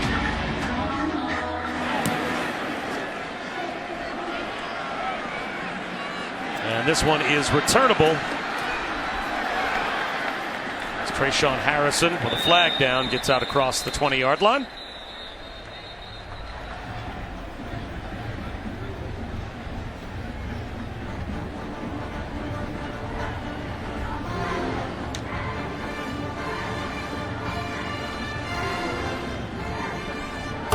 During the return, illegal block in the back, number 87, return team. Half of this is to go from the spot of the foul. 1st down. That is the 10th Florida State penalty as we check in with Cassidy. Thanks, Bob. And now for the all-state mayhem moment. Northwestern controls its own destiny in the Big Ten West and controlling things versus Wisconsin so far. Clayton Thorson to Kyrick McGowan's back of the end zone. Wildcats up 24-10 on the 20th ranked Badgers. Bob, Brock, Allison, back to you. So if Northwestern can hold on to that lead, they would move to 5-3. They're having another solid season under Coach Fitzgerald. And Akers to the right of DeAndre Francois. After the penalty, the Noles start at their own 6-yard line. Francois from the goal line, and that one is deflected up and out of bounds. We had a sense that Mr. Francois was going to take some shots. This is a group up front that is been much maligned, that has just struggled to protect. And then you're going up against the best defensive line in college football, and maybe the best personnel group. If it's just by position, if you took any positional group in all of college football, you'd be hard-pressed to find one as deep and talented as Clemson, and DeAndre knows it. From the end zone, down the sideline.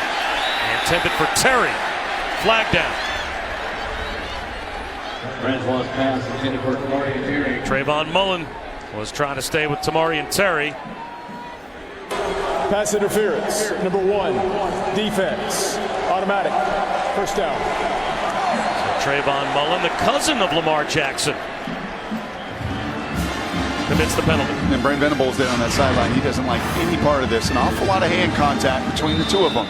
Terry's a big receiver, doesn't mind some of that contact. There's a little pushing, but ultimately a little too much shoving, and Brent Venables not a fan of that call. He's got a lot of them. He got a lot of signals because they got a lot of defense here for the Tigers. Akers looks like he lost a yard. And like I said in the first half, I think there is a very good chance that if you are his get-back coach, you actually have to do like weight training.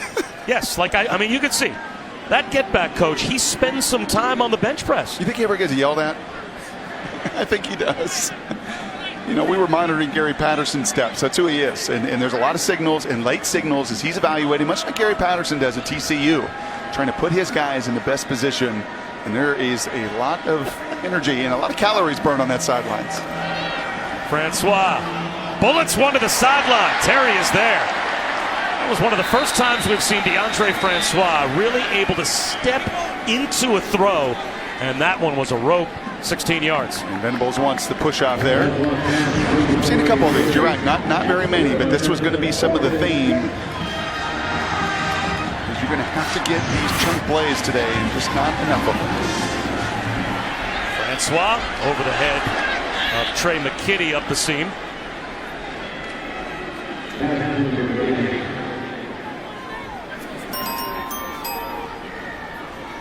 Looking forward to Tuesday night at 7 on ESPN. The College Football Playoff Top 25. The first rankings release presented by Allstate.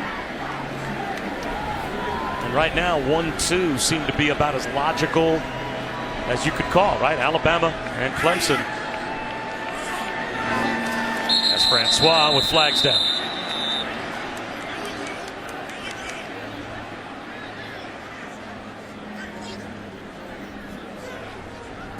Full start. Number 70, offense. 5-yard penalty. Second down. And do you think, as tight as it can be, fighting for those playoff spots, that Alabama and Clemson, for the teams you've seen this year, have separated themselves and there is a significant drop-off once you get past number 2? Yeah, I mean, Notre Dame, it's awfully tough not to look at what they have done over the course of this season as well. But, yeah, I think just physically in every phase of the game, and as veteran as those crews are, and then just at quarterback, you're just different with Tua and Trevor. Flexing the arm strength for Terry down the sideline. That was a good-looking throw from Francois, but it's incomplete. Out of bounds. Again, Trayvon Mullen trying to stay with the redshirt freshman Tamarian Terry. Yeah, and I'm really surprised it took till 8.5 minutes in the third to really see that. Because what DeAndre does best, when he plants his feet, he can throw it. And he had to throw against Wake Forest 64 yards in the air with 2 defenders in his face. On the money. And just like every team has got some areas, I think over the course of the season, they're going to continue to be challenged. Alabama's secondary has. And I think this Clemson secondary is just about it. As far as depth standpoint, you know, maybe an area of not necessarily concern, but growth. Francois with the pocket collapsing. He goes down. It's Albert Huggins who brings him down. And Big Dex likes that as well. And here it is part of the challenge, and you see with Alabama too, I guess we can continue the parallel conversation, is, yeah, the backups come in, but the backups play anyway. I mean, you have seen Huggins already in this game, so even if you put the 2s or the 3s in this system, you know, they're not just coming into a game cold. They played all game, all season. And that guy starts for every other ACC team at D-tackle.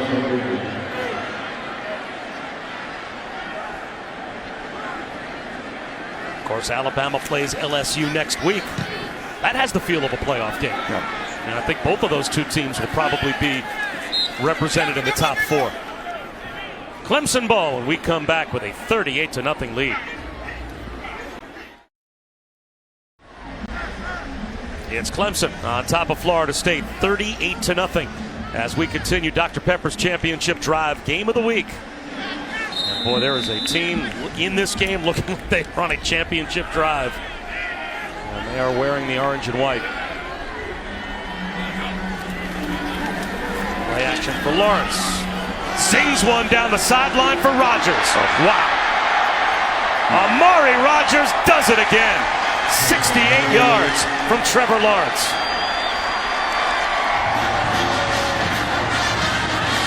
You kind of just, maybe it's the wish of everybody that listens to us anyway, you kind of just run out of stuff to say.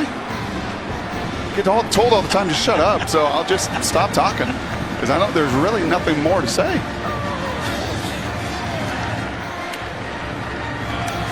Is that the future first pick in the draft? I mean, can you make that kind of projection with that kind of talent as a true freshman, that he's just that good? It'd be fascinating if he came out in this draft. It's probably even a better question. Would he be the #1 pick in the NFL draft based on what you've seen so far as a true freshman if he were eligible, knowing he's not eligible for 2 more years after this one? Yeah. He'd be within the conversation. Now, there's some freak show pass rushers, but the NBA does it. They project guys. And if the NFL did it, I mean, just look at the quick release over the course of this game. This guy's 6'6". And many times when you're 6'6", your longer release, it takes, a while think of Randall Cunningham at 6'5". How long it takes for the ball to get out. Look at this kid. Look how quick the ball is out of his hand on the chest of his receivers. I mean, it's less than a second. And then you just throw in the pure velocity, which I hit on earlier. We timed him at 61 miles an hour. So I talked to Hunter Renfrow about what it's like catching balls from Trevor Lawrence, because he's played with some pretty good quarterbacks here, right? Going back to Deshaun Watson, Kelly Bryant, and now Lawrence. And Brock, to your point, the first thing he said is velocity. He said it comes at you so quick, but he'll make a 40-yard pass feel like a 20-yard pass, but he said it's such a catchable ball. Yep. And I thought it was interesting. He goes, we have a saying, and that's timing is better than speed. And now remember, Renfrow's been in the quarterback room since Bryant left. He's like their emergency 4th-string quarterback, so he's been watching Trevor Lawrence in the film room and how he processes things. He said as quick as he releases that ball, as fast as it comes at you, he's an even quicker thinker. He processes so fast. It's interesting. Great points, Allison. And J.P. Lossman, actually, his former first-round pick with a rocket arm, is working as an analyst there, and you can see him talking to Trevor. And yeah, Allison, it is just different. And so is Tua. I mean, those two, you could throw him into that conversation too, Bob. And you put the throws of Tua on there. You put their releases side by side, right and left, as far as the quickness of it, as far as I talked about earlier, that posture, that leg strength and the power where it all comes from, and then the whip. I mean, one's 6'6", one's 6'2", and one's right and one's a southpaw. But man, they're doing the exact same things and dominating as such young guys college football. Wes Patrick on first down. Well, talking with Dabo Swinney about his freshman quarterback, I asked him, is there any part of Trevor Lawrence that was thrown a bit? Because you can get pretty tight in the quarterback room with your fellow quarterbacks. Mm-hmm. Was there any part about him that was thrown a bit with all of these guys transferring just because they saw the writing on the wall? I'm not playing at any point in front of this guy, even as a true freshman. Of course, Kelly Bryant, after 4 games to start off this season, realizing he still had the red shirt as Francois with a strike to Terry to midfield. He decided to transfer. And Dabo said no. He's just been doing this his whole life. When he was an 8th grader, he started practicing with his high school team. As a 9th grader, walked right in, took the job, and won 2 state championships. So there's nothing new for him to take the job as a freshman away from an upperclassman. Now Francois, another deep shot, looking for Terry. Broke it up. Mario Goodrich, another true freshman, getting a chance to play, and he gets a pass defense. He does a pretty good job at the very end of this route. Even though he's beat, he doesn't necessarily go into Terry. He slowed down, he raised his arm up, there was a little bit of contact, but how many times do you see even veteran corners freak out right here, panic, See, the arm goes up right there, but he's not necessarily impeding. He's not into the body, drawing the immediate flag. That's pretty well done for the true freshman. And to add on a little bit to that point about Lawrence and what Dabo said too, he didn't ask about anybody else. Right. I think so often these just 4-star, 5-star, well, if you recruit me or I sign, you're not going to recruit anybody else, or who's going to be the year. Like, he didn't worry about anybody else. Miscommunication from Naquan Murray, and Murray is frustrated as Francois throws it behind him. Pretty good lesson, right? Stay in your lane. If you go to Clemson, you're going to have a 4-star and 5-star, and you're all going to compete, and the best player is going to play. Well, Dabo said there's high maintenance, low maintenance, and this is no maintenance. Like you said, your dream. Yeah, he looked at what the quarterback landscape was and where he might factor in as a freshman. He could care less. He just said, I want to come to Clemson. And you know who else does? Receivers. And linemen and tight ends, everybody else, because you want to play with this kid for the next few years too. Third down near midfield. Hauling it in is Gabe Neighbors. The tight end climbs the ladder, and another strike thrown by Francois, and he took a strike as he delivered a 26-yard completion. Not that he would know. I mean, he throws it, and Huggins once again just obliterating Cole Minshew, the left guard, and just about everything else. Is that the Cobra pose in yoga right there? The feet are above your head as you're just getting hit to the ground time and time. No idea what you're talking about. Yeah, it's not. Yeah, he's asking me about a yoga pose. I mean, could that be more of a miscast question? High throw. This time Murray had it, lost it. They're going to rule that a catch and down at the 5-yard line. Wow.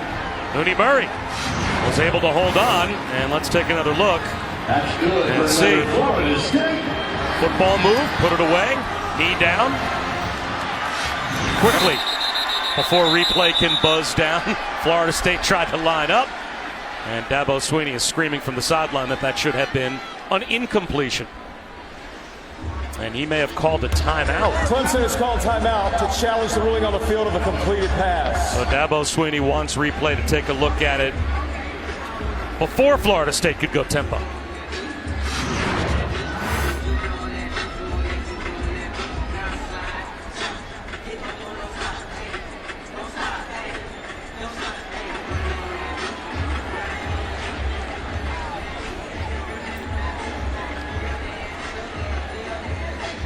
Of course, the rule is control of the football, either 2 feet or a body part, down. And once the elbow is down, he is certainly down and the play is over. Again, Jim Blackwood is our referee expert, longtime on-field and supervisor of officials in the Mountain West and the WAC. And Jim? He's an upright receiver, and he's going to the ground. As soon as he hits the ground, he's dead. Then the ball comes loose when the defender comes and hits him. Now, if they rule that he was going to the ground, then they might reverse this. But I see this as an upright receiver because nobody was in contact with him. He lost his footing because of the grass. After review, the ruling on the field is confirmed. Clemson is charged with a timeout and may not challenge for the remainder of the game. This guy next to me is pretty good. Yeah, Dabo Swinney's shaking his head, but we've got the authority with us here in the booth. 45-0, Clemson on top. But that catch by Murray puts Florida State in position to at least get some points on the board.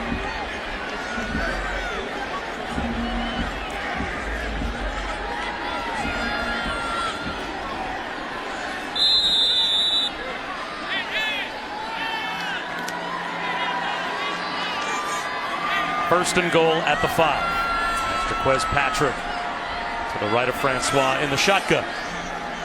There goes Murray in motion. Try and run it with Patrick with a flag down, and he is caught well behind the line and tackled for about a 3-yard loss.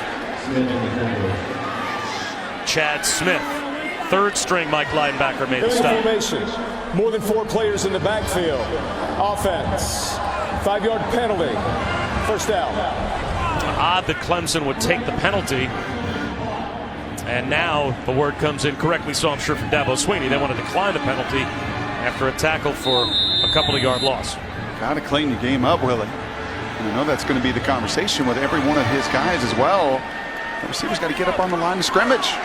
It's the second, third time you've had a legal formation as well today.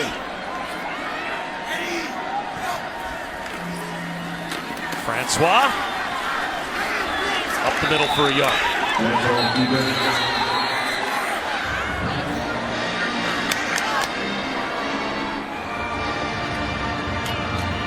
Tough to see a QB take this kind of punishment.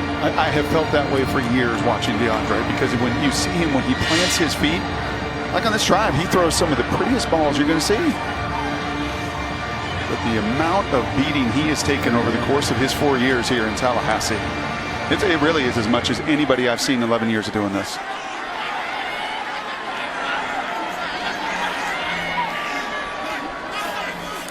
High snap. Didn't throw the timing of the play off, as Patrick still able, with some help, to move the pile. And now there's a flag thrown near the front right pylon of the end zone, as Patrick got down to about the 3-yard line. And that was some woofing with Murray and Mark Fields. That's going to be more than woofing. That was some punching.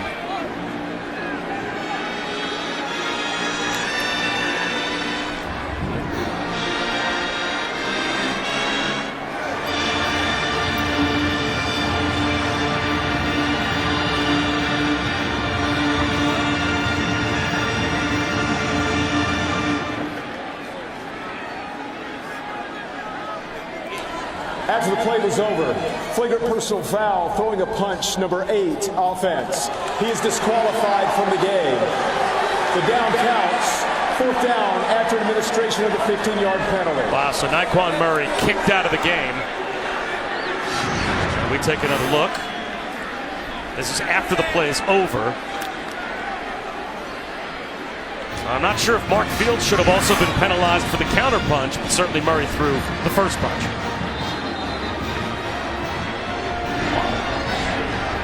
Here comes Ricky Aguayo from 35 yards out to try and get Florida State on the board and make sure that this does not go down as a home shutout loss.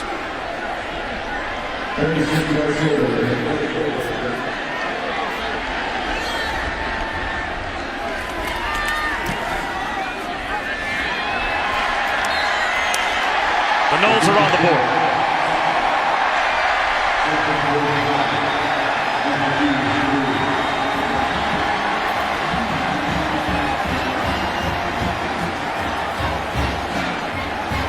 Time to take a look at this week's college football rankings, brought to you by Chick-fil-A. And not just this week. Let's go back and look preseason at who has stayed put and how many new faces or new teams we've got in the top 10 and who's gone. Wow. Quite a few. Quite a few are out now. The two at the very top have kind of maintained their consistency. I want to get Ohio State out of there too. Yeah, I guess I too. So how many are out there? Wisconsin's out. Too. Yep. So, yeah, still got 4 out of the original top 10 still in the top 10. And those top 2 goes to the point we were making earlier about the consistency of Alabama and Clemson, how they have avoided disaster, and maybe they've separated themselves. And it is just the depth that you build in a program when you have been there as long as Dabo and Nick have. You get turnover, you get new coaches, you get new scheme, you get all these new players. Oh, and by the way, I got to develop culture, and then I got to have selfless guys like Christian Wilkins and keep recruiting. You know, these two at the very top of the food chain right now are just what everybody's shooting for. So Chase Bryce will take over for Trevor Lawrence. Bryce, of course, engineered what might have been the most trying moment of this season so far for Clemson. When they lost Trevor Lawrence against Syracuse, they had to come from behind and win at home 27-23, and he led a game-winning 13-play 94-yard touchdown drive to help them overcome a 10-point deficit. So the redshirt freshman Chase Bryce now at quarterback, and they start on the ground with Adam Choice. You know, Bob, you may not know yoga poses, but you know something about reading, and you were reading through the notes. This was your point, and I thought it was an excellent one. When you talk about what Dabo has built and where he has gone to get his players. Trevor Lawrence, arguably the best player in Georgia. A.J. Henry, great player from North Carolina, but look at some of the other states where some of the best talent has come from. Justin Ross didn't go to Alabama, came to Clemson. Jackson Carman, a left tackle, didn't go to Ohio State, came to Clemson. And they continue to pile up the yards. Overton carrying tacklers all the way down to the 11-yard line. 61 more yards for the Tigers.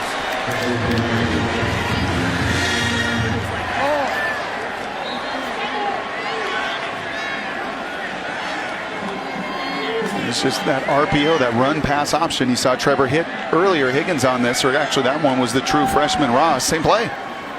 That inside run, the slant right behind it, and yet another huge chunk explosive play for the Tigers. J. Dixon, another true freshman, getting a chance to play. He picks up about 3.5. Flynn J. Dixon was right on the bubble of maybe coming to Clemson. He originally committed to Tennessee. That was when the Tigers had Zamir White, who was the #1 running back on their radar. Thought they might get him. Zamir White chose Georgia. Lynn J. Dixon gets a call, goes to Clemson.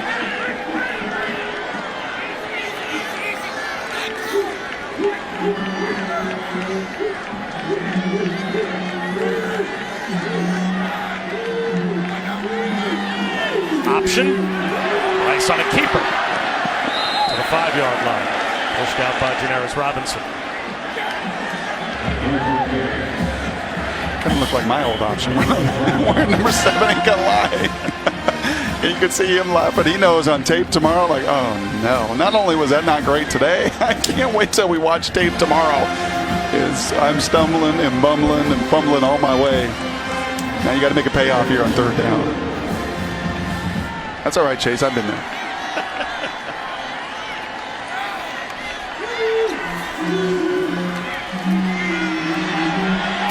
Bryce to the end zone for the touchdown. TJ Chase. So the backup gets a chance to throw his 2nd touchdown pass of the season. And Clemson continues to roll over Florida State. And we understand Christian does this with every single touchdown, but it never gets old to see the big D tackle. And this is what Chase is better at anyway. He'll run the option. He'll be a willing guy to do it. But he was a big-time recruit because of his ability to throw it and spin it as well. And this is getting really ugly for Willie.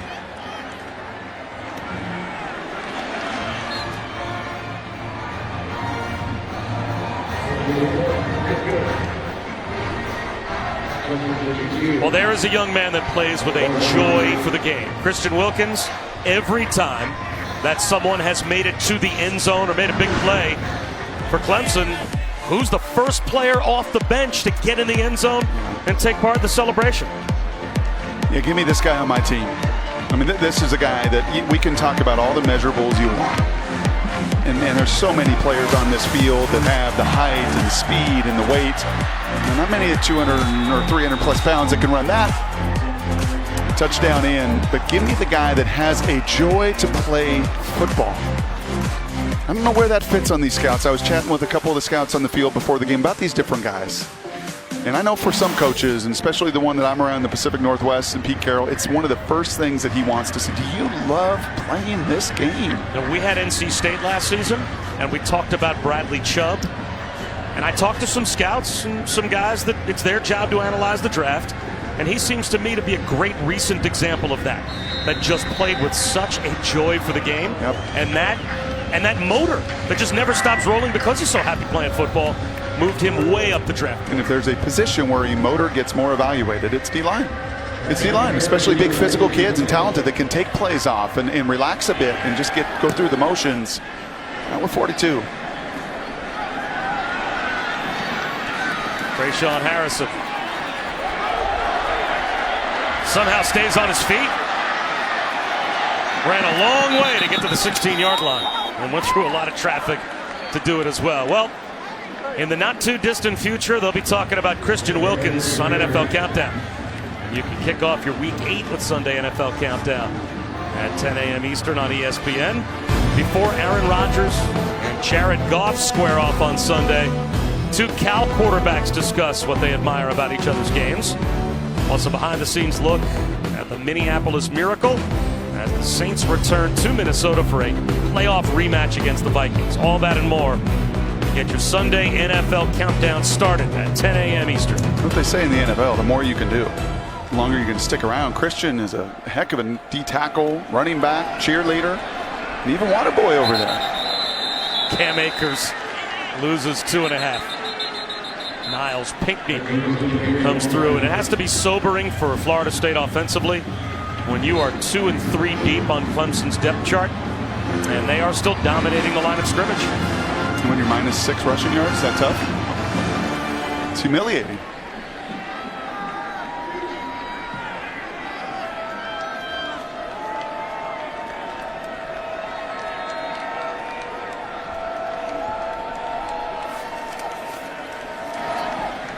Incomplete, intended for the freshman Keyshawn Helton. Late flag thrown on the far side of the field.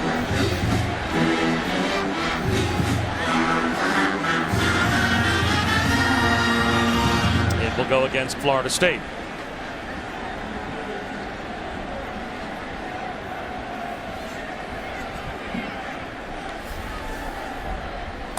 Eligible downfield. Number 6, offense. Penalties declined. 3rd down. So it's 3rd down and 12.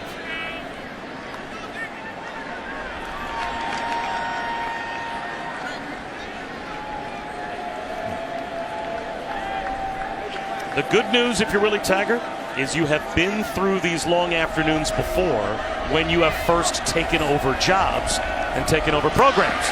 As Francois is going to go down again. Inside the 10-yard line, this one, a sack for Jordan Williams. That is very true. And especially true Western Kentucky and at South Florida. Bob, but when you come here to Florida State, you should not inherit a team and be losing 52-3. That is true. And just being embarrassed up front. Throw in Oregon. This isn't even competitive at the line of scrimmage offensively. Throw in Oregon as well, though. The 3 programs he took over were a combined 7 and 29 in the season before he arrived. So the reason you hire Willie Taggart is to rebuild your program. Yes. Line drive kick. And that one's going to hang up and take a Clemson roll back towards the Florida State 25-yard line. An 18-yard punt.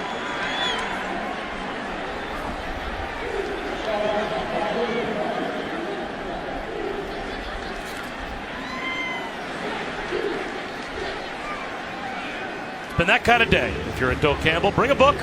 Good tan. Might want to say. We need something to kill time with 29 seconds to go in the 3rd quarter.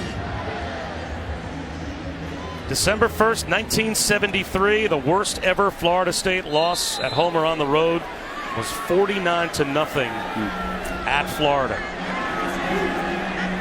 And they are on the verge of exactly that, as it looks like we are going to go Wildcat now with Darian Kendrick running the option, taking the direct snap. And that one of the few times today that the Clemson offense self-destructed. You ever brought a book to a game like that? Is that just a backup plan? If the game isn't going well, I better have my book to read.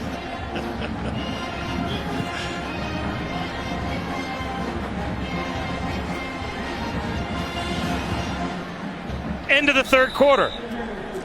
And end of chapter 4 for that guy. 52-3, Clemson on top of Florida State. We got send Allison up there for a book report. Watch me.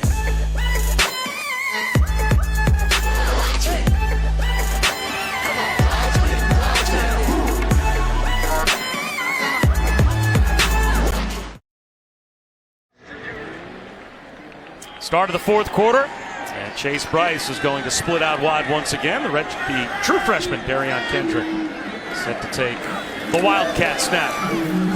Chance to carry the football for Dabo Swinney, and he's inside the 30-yard line and picks up a couple.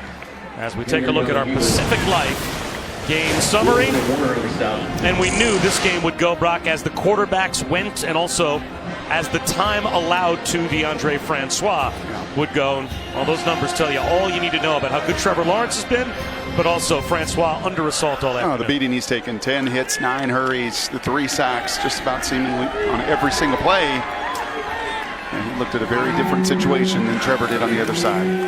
Here's the blitz. Bryce, long throw, and it is on time to Darian Kendrick, and he reaches it out and picks up the first down. Now, Chase Bryce already showed in that Syracuse game that if called upon again in a very important spot, that has to be really comforting, I would think, to have in the back of your mind, if you're a head coach, that the backup quarterback has already been through the fire. You have to. In these systems where there's QB run, in these systems where you're in open edges at your tackles, especially against elite teams, your QB's going to get hit, and you better have more than one. Cut back for Choice, and Adam Choice into the end zone with another Clemson touchdown.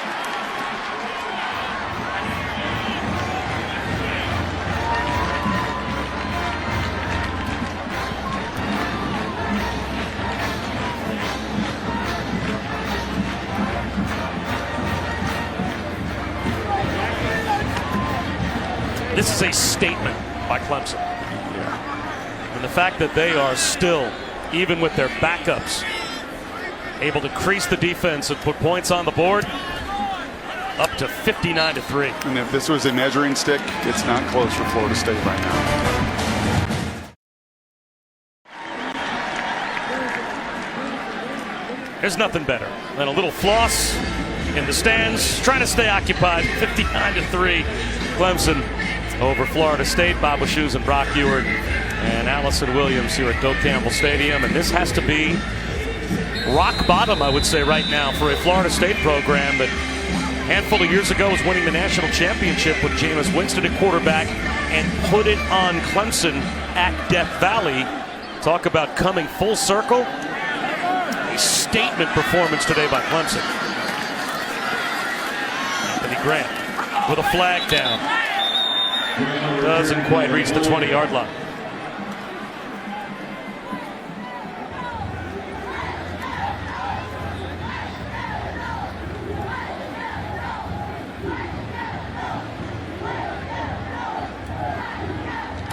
Near their turn holding, number 59, return team. Half the distance to the goal from the end of the run. First down. Another penalty against Florida State as we head back to Cassidy. Hey, Spot, a little more drama over on ESPN2. Iowa State, Texas Tech, Brock Purdy. Sacked in the end zone, coughs it up. Dakota Allen recovers the fumble at the bottom of that pile, all tied up at 31 in the fourth again on the deuce, guys. All right, Cassidy, thanks very much. And not quite as much tension here between Clemson and Florida State. You almost get the feeling, Brock, like Clemson could just name their number. And this is an eye-opener for Willie Taggart and this Seminoles program. Where do they go from here? Francois with a handoff to Patrick. Marquez Patrick picks up 5. Well, for me, I think I'm taking DeAndre Francois out of this game. I mean, at this point, he has taken such a beating. If you're going to extend your winning streak, and you've had 41 straight years with a winning record, and you're going to look for a couple more wins over the final 4 weeks, you're going to have number 12 available. And this thing's done. I mean, this thing was done a long time ago, and the beating that he continues, he's on the ground again.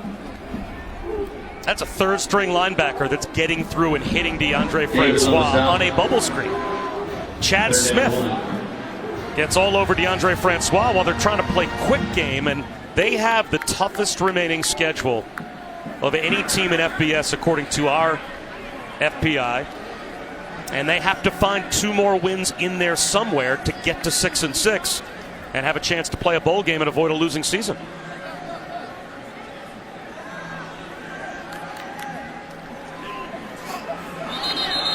Another false start. False start, number 74, offense. 5-yard penalty, third down. How much of this for Willie Taggart and this coaching staff is going to be mental rehabilitation after a loss like this as much as it is physical or strategic? What do you mean, after 14 penalties for 110 yards, getting gashed in the special teams phase, being uncompetitive at the line of scrimmage? Watching Clemson's backups just run up and down the field. Yeah, Bob, I think in every single phase with still 4 really difficult games coming up too.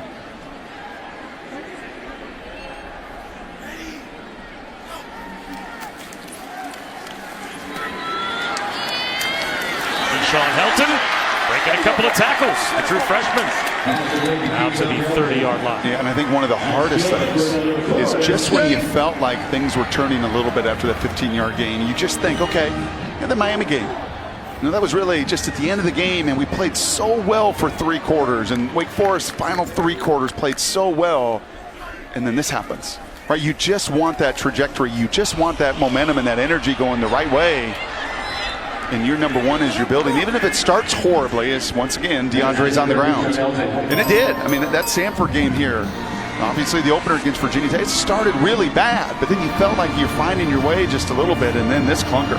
I mean, this absolutely uncompetitive clunker comes, and for your fans, I think for your players, for everybody involved, take a lot of work to dig out of this thing.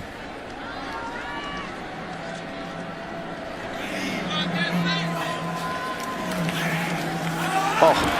Down he goes again. DeAndre Francois with no chance. Speed rush from the true freshman, Xavier Thomas.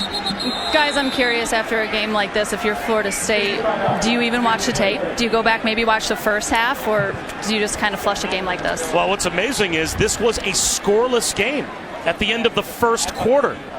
So, Brock, from your standpoint as a former player, be interested to hear you answer that question after we come back, because DeAndre Francois needs to be looked at by the training staff. College football on ABC is presented by Jared. Dare to be devoted. In part by Pacific Life. Experience the power of Pacific. And Ford. Built Ford proud. Really cool pictures courtesy of the SOCOM Paracommandos, who parachuted into Doak Campbell Stadium pregame. A big ovation from the crowd, and an ovation for DeAndre Francois a moment ago as well, as he was led off the field. And again, it kind of begs the question that you asked earlier: is it worth it, or was it worth it to still have him on the field as James Blackman takes over? And James Blackman immediately under assault. He goes down at the 19-yard line. Yeah, that was our guy Albert Huggins once again, that just continues to take the life out of this offensive line and anybody around it. I mean, this is, I said earlier, Huggins would start on any other defensive line in the ACC, big time recruit, and yeah, that's one way to take care of the little zone read game. It's just annihilate the running back. This is a statement. There is just no question about it. That 2013 game, 51-14 with Jameis and crew, right, where it was clearly, hey, here's the head of the class and here's you still chasing us. This is a statement right back at Florida State. Dabo Swinney's son Will back to receive the punt, and a flag comes out as he takes a hit after a 46-yard kick.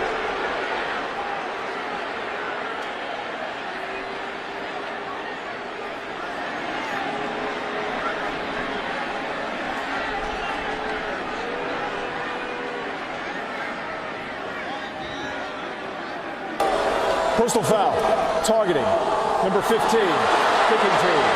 Players under review. Tamarian Terry called for targeting. And they're going to take a look in the replay booth. We'll step aside while they do. DeAndre Francois taken back to the locker room after a day that you knew was coming. It would be a physical day. It would be a day where he was probably going to get hit, and hit often, by a very physical, dominating Clemson defense. But beyond Florida State's wildest dreams as Lynn J. Dixon gets stuffed at the line, maybe picked up a half yard. There's a lot of proud Seminoles out there. I've heard from some of them via text today. Decades and decades and decades. That 41 years of being winners. And even yesterday asking Cam Akers about it, the running back, saying, yeah, we know that. We know the straight, and we don't want to be the team that's a part of it, and seeing that end over 4 decades. And a loss like this is not only humiliating, but to try to gather back up for the final stretch of the season, tough. Pass Pass intended for Garrett Williams is broken up. Check that. Intended for Cannon Smith. And you can stream college football all season long on ESPN Plus. So start your free trial today by downloading the ESPN app or visiting ESPNplus.com. And I believe this game was 0-0 at the end of the first quarter. At the end of the first quarter. And could have stayed there as well if not for the roughing the kicker penalty on Asante Samuel after Clemson missed a field goal. But that then started 4 straight touchdown drives. That personal foul was a game changer. There's Cannon Smith. Powers his way for a first down. And I guess I'll answer Allison's question that you teased as well. Do you burn the film or do you watch it? No, you have to watch this in year number 1. You have to watch that first quarter where you played good enough ball, where you were in positions and you had drops and penalties and you roughed a kick. You have to watch that first quarter and say, really, guys? Really? I mean, it's 0-0 through 15 minutes. And then it's humiliation. So, no, I think you absolutely have to watch that as just teaching moments and teaching tape. Now, one of the real challenges is what you've got going up front. And I said to you last week, as we were watching Oklahoma, who I think is one of the best O-lines in all of college football. And I said to you, give me a team that's defined by an offensive line. And in this case, it's Clemson's defensive line. It's the same conversation. It is big people that define your program. And when it does, it just infiltrates everywhere. And when it is a sieve, when it is a weakness, man, it is so hard to build anything foundationally. First down run for Lynn J. Dixon.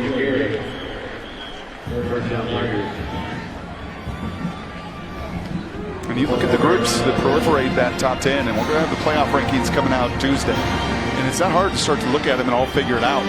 On one side of the line of scrimmage, they're largely defined. And Alabama does it on both sides. Clemson crew does it kind of on both sides. To me, there's a clear line there. LSU does it with their D-line. Georgia does it with their D-line. Pretty good offensive line. Michigan's defensive line is nasty. Darian Rencher breaking tackles. Well, that was something that I learned early on. And going back now 15 years or so of calling football games for ESPN and going back to watching film with the Bob Davies of the world, with Brian Griese, with Matt Millen, Danny Cannell, and now you for 4 or 5 years.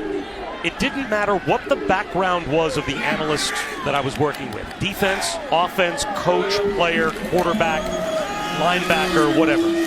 Every time anyone that I watched film with turns the film on, the first thing they go to, and you do as well, is the offensive line. Starting with the foundation of, can we block them? Can they block us? And then everything else, like the pyramid, kind of builds off of that. But the foundation at the bottom of that pyramid always is that fundamental question. You always ask it, can we start off blocking them? And right now, Florida State can. Bryce on a keeper for 2 yards.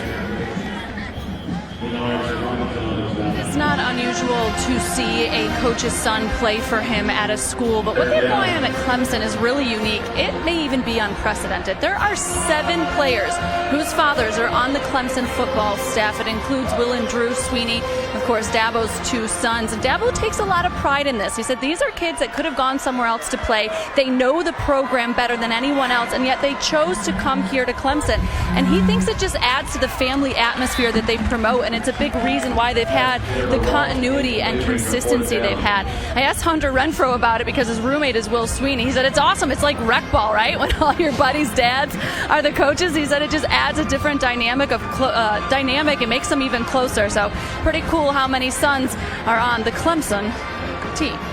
Bob, back to you, the pride of Boston College, whose Eagles owned the Hurricanes last night. She had to pay off the bet. There had to be some genuflecting at some point. The Miami Hurricane alum, Allison Williams, down on the sideline. She was just humiliated last night at the hotel as we watched Boston College put a hurting on Miami, and now taking a shot at the end zone. Official at first signal touchdown on the shot to the end zone for Will Sweeney. And are they now going to say it's an interception by A.J. Litton? Official in the back of the end zone put two hands up, signaling touchdown. Here's the call. Feels the pass was intercepted in the end zone for a touchback. And I think they got it right.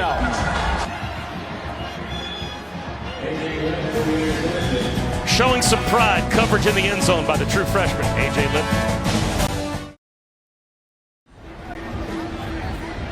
A.J. Litton's interception stands up. He gets to put on the backpack as they went to review, and the ruling on the field of that pick stands. And I think the only reason it stands is just saw nothing conclusive at all to turn that around, even though I think he gains possession when he's out of bounds, but nothing conclusive enough to turn it around.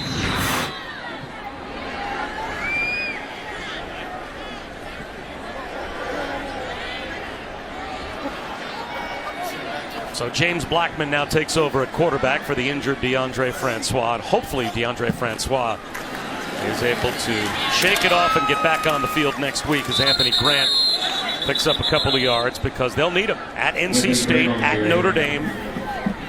The last two games at home against Boston College and Florida. And based on what happens at the cocktail party today, who knows what might be on the line for Florida or Notre Dame in both of those matchups. You're talking about a Florida State team that in their final four games could easily play two teams that are fighting for a spot in the playoff. Tipped ball, incomplete. Chris Register was able to knock it down. SportsCenter tonight after Oregon, Arizona on ESPN. Stan Barrett, Max Bretos, they will have reactions to Game 4 of the World Series that I think begins about 2 hours after Game 3 ended. Plus, Kirk Herbstreit joins the show to break down the day in college football. Lakers looking for 3 straight on the road in San Antonio. SportsCenter after college football tonight on ESPN and anywhere on the ESPN app. There goes Blackman. And he gets hit hard at about the 33-yard line, but picks up a first down. Did you hang in there on West Coast time to watch Max Muncy knock one out? Actually, no. And now we've got flags thrown, an altercation on the bench between Kyler McMichael, a true freshman corner that has to be dragged away from the Florida State bench, and some FSU players.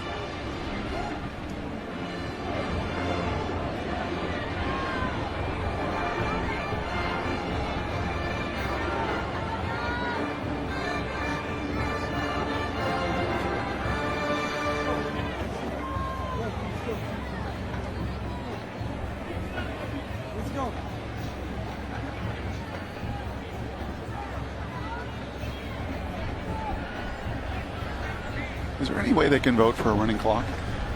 Well, I think that both coaches would vote for that, because the last thing we need to see is tempers start to flare and for something ugly to happen. Jim, the official in the booth, said no. Unfortunately.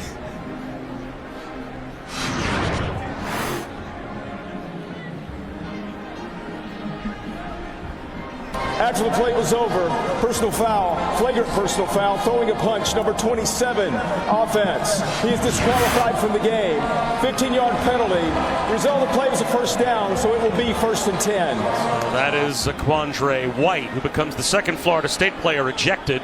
Naquan Murray threw a punch earlier in the quarter. He has also been ejected, or earlier in the half, I should say. And there it is. That's what the officials saw.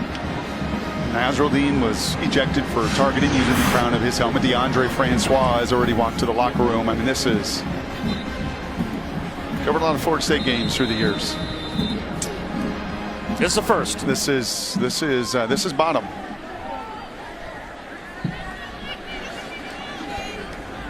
But a program that's too proud, too good, and too important to college football to stay down for long.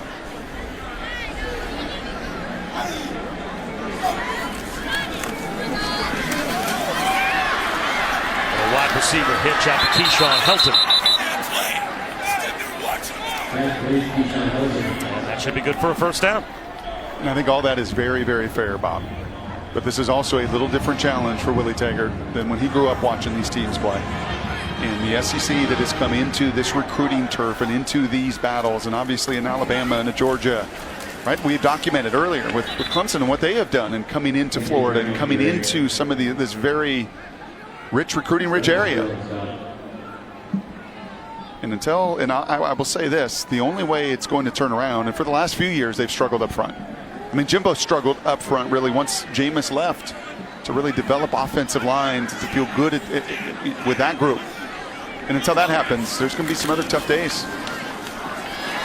Blackman splits defenders and finds Helton down the sideline. Keyshawn Helton headed to the end zone. And he's in for a touchdown. 73 yards.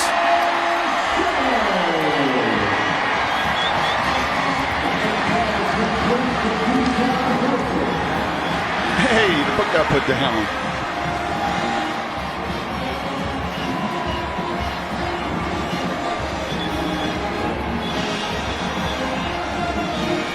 So these Florida State offensive players playing with some pride.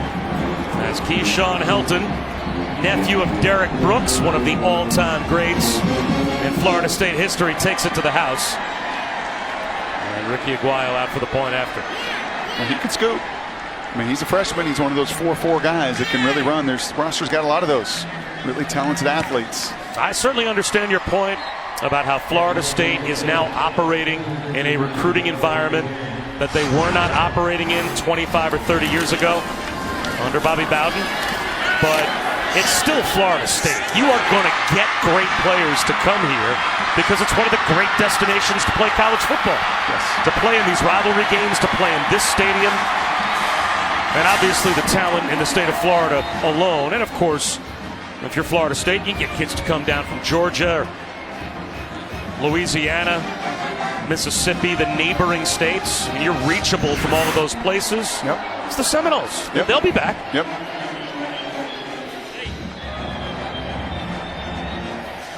But Dabo Swinney right now has it rolling at Clemson from a recruiting standpoint.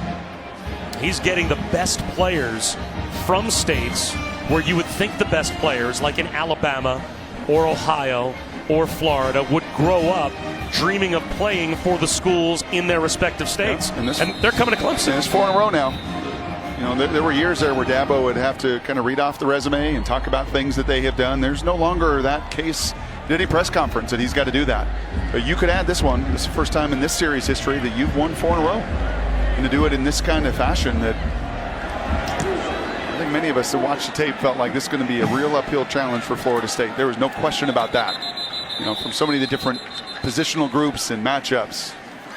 But to be at 59-10 in this ACC matchup where recruiting battles matter.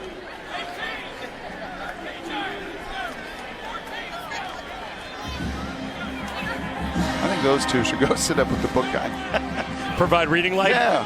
Maybe help him work on his tan, a little bit of a reflective quality. Yeah, I can see that. It's good advice. You have to be if you're one of these guys standing right now, because they told Allison earlier it takes like days to get all the glitter off finally. Yep. Was it worth it? Was this process worth it today? For this day? Right. No. It took an hour to put it on. It's going to take a week to take it off, and I'm standing here and it's 59-10. I think that's an introspective moment for them. That's good analysis. It's the third quarterback in the game for Clemson is Ben Batson, and you know it's still plenty of time to pose for some selfies.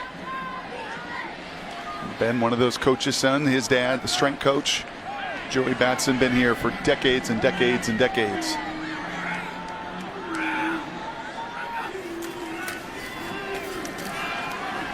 Hand off to Lynn J. Dixon. His forward progress stopped after a gain of a couple.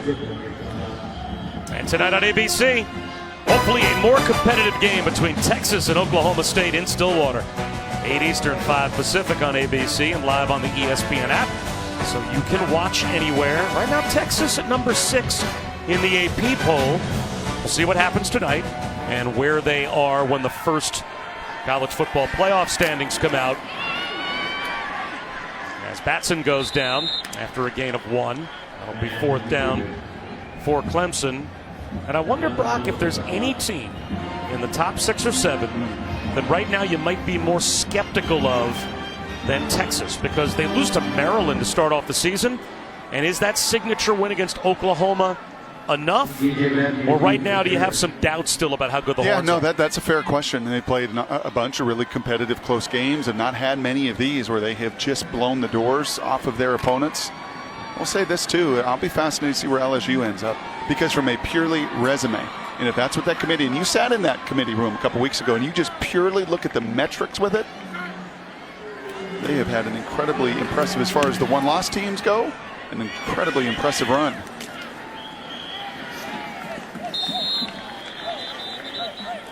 Well, we make stars, as you said, on our program.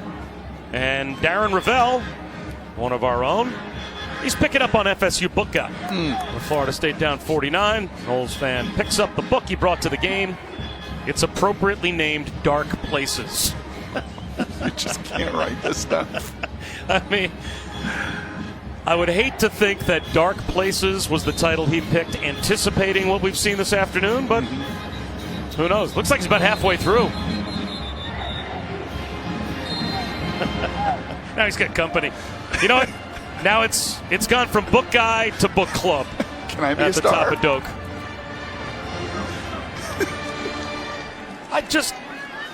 My wife thinks I'm at the grocery store. I just came here to read. Can't you leave me alone? 2-yard gain on first down for the Noles with 2:40 to go. And they will have to lick their wounds, get their quarterback right, sure up the protection for that quarterback, and see if by the time they get back to Doak Campbell and take on Boston College in a couple of weeks, that hopefully the book club won't be necessary. I mean, they're all flocking.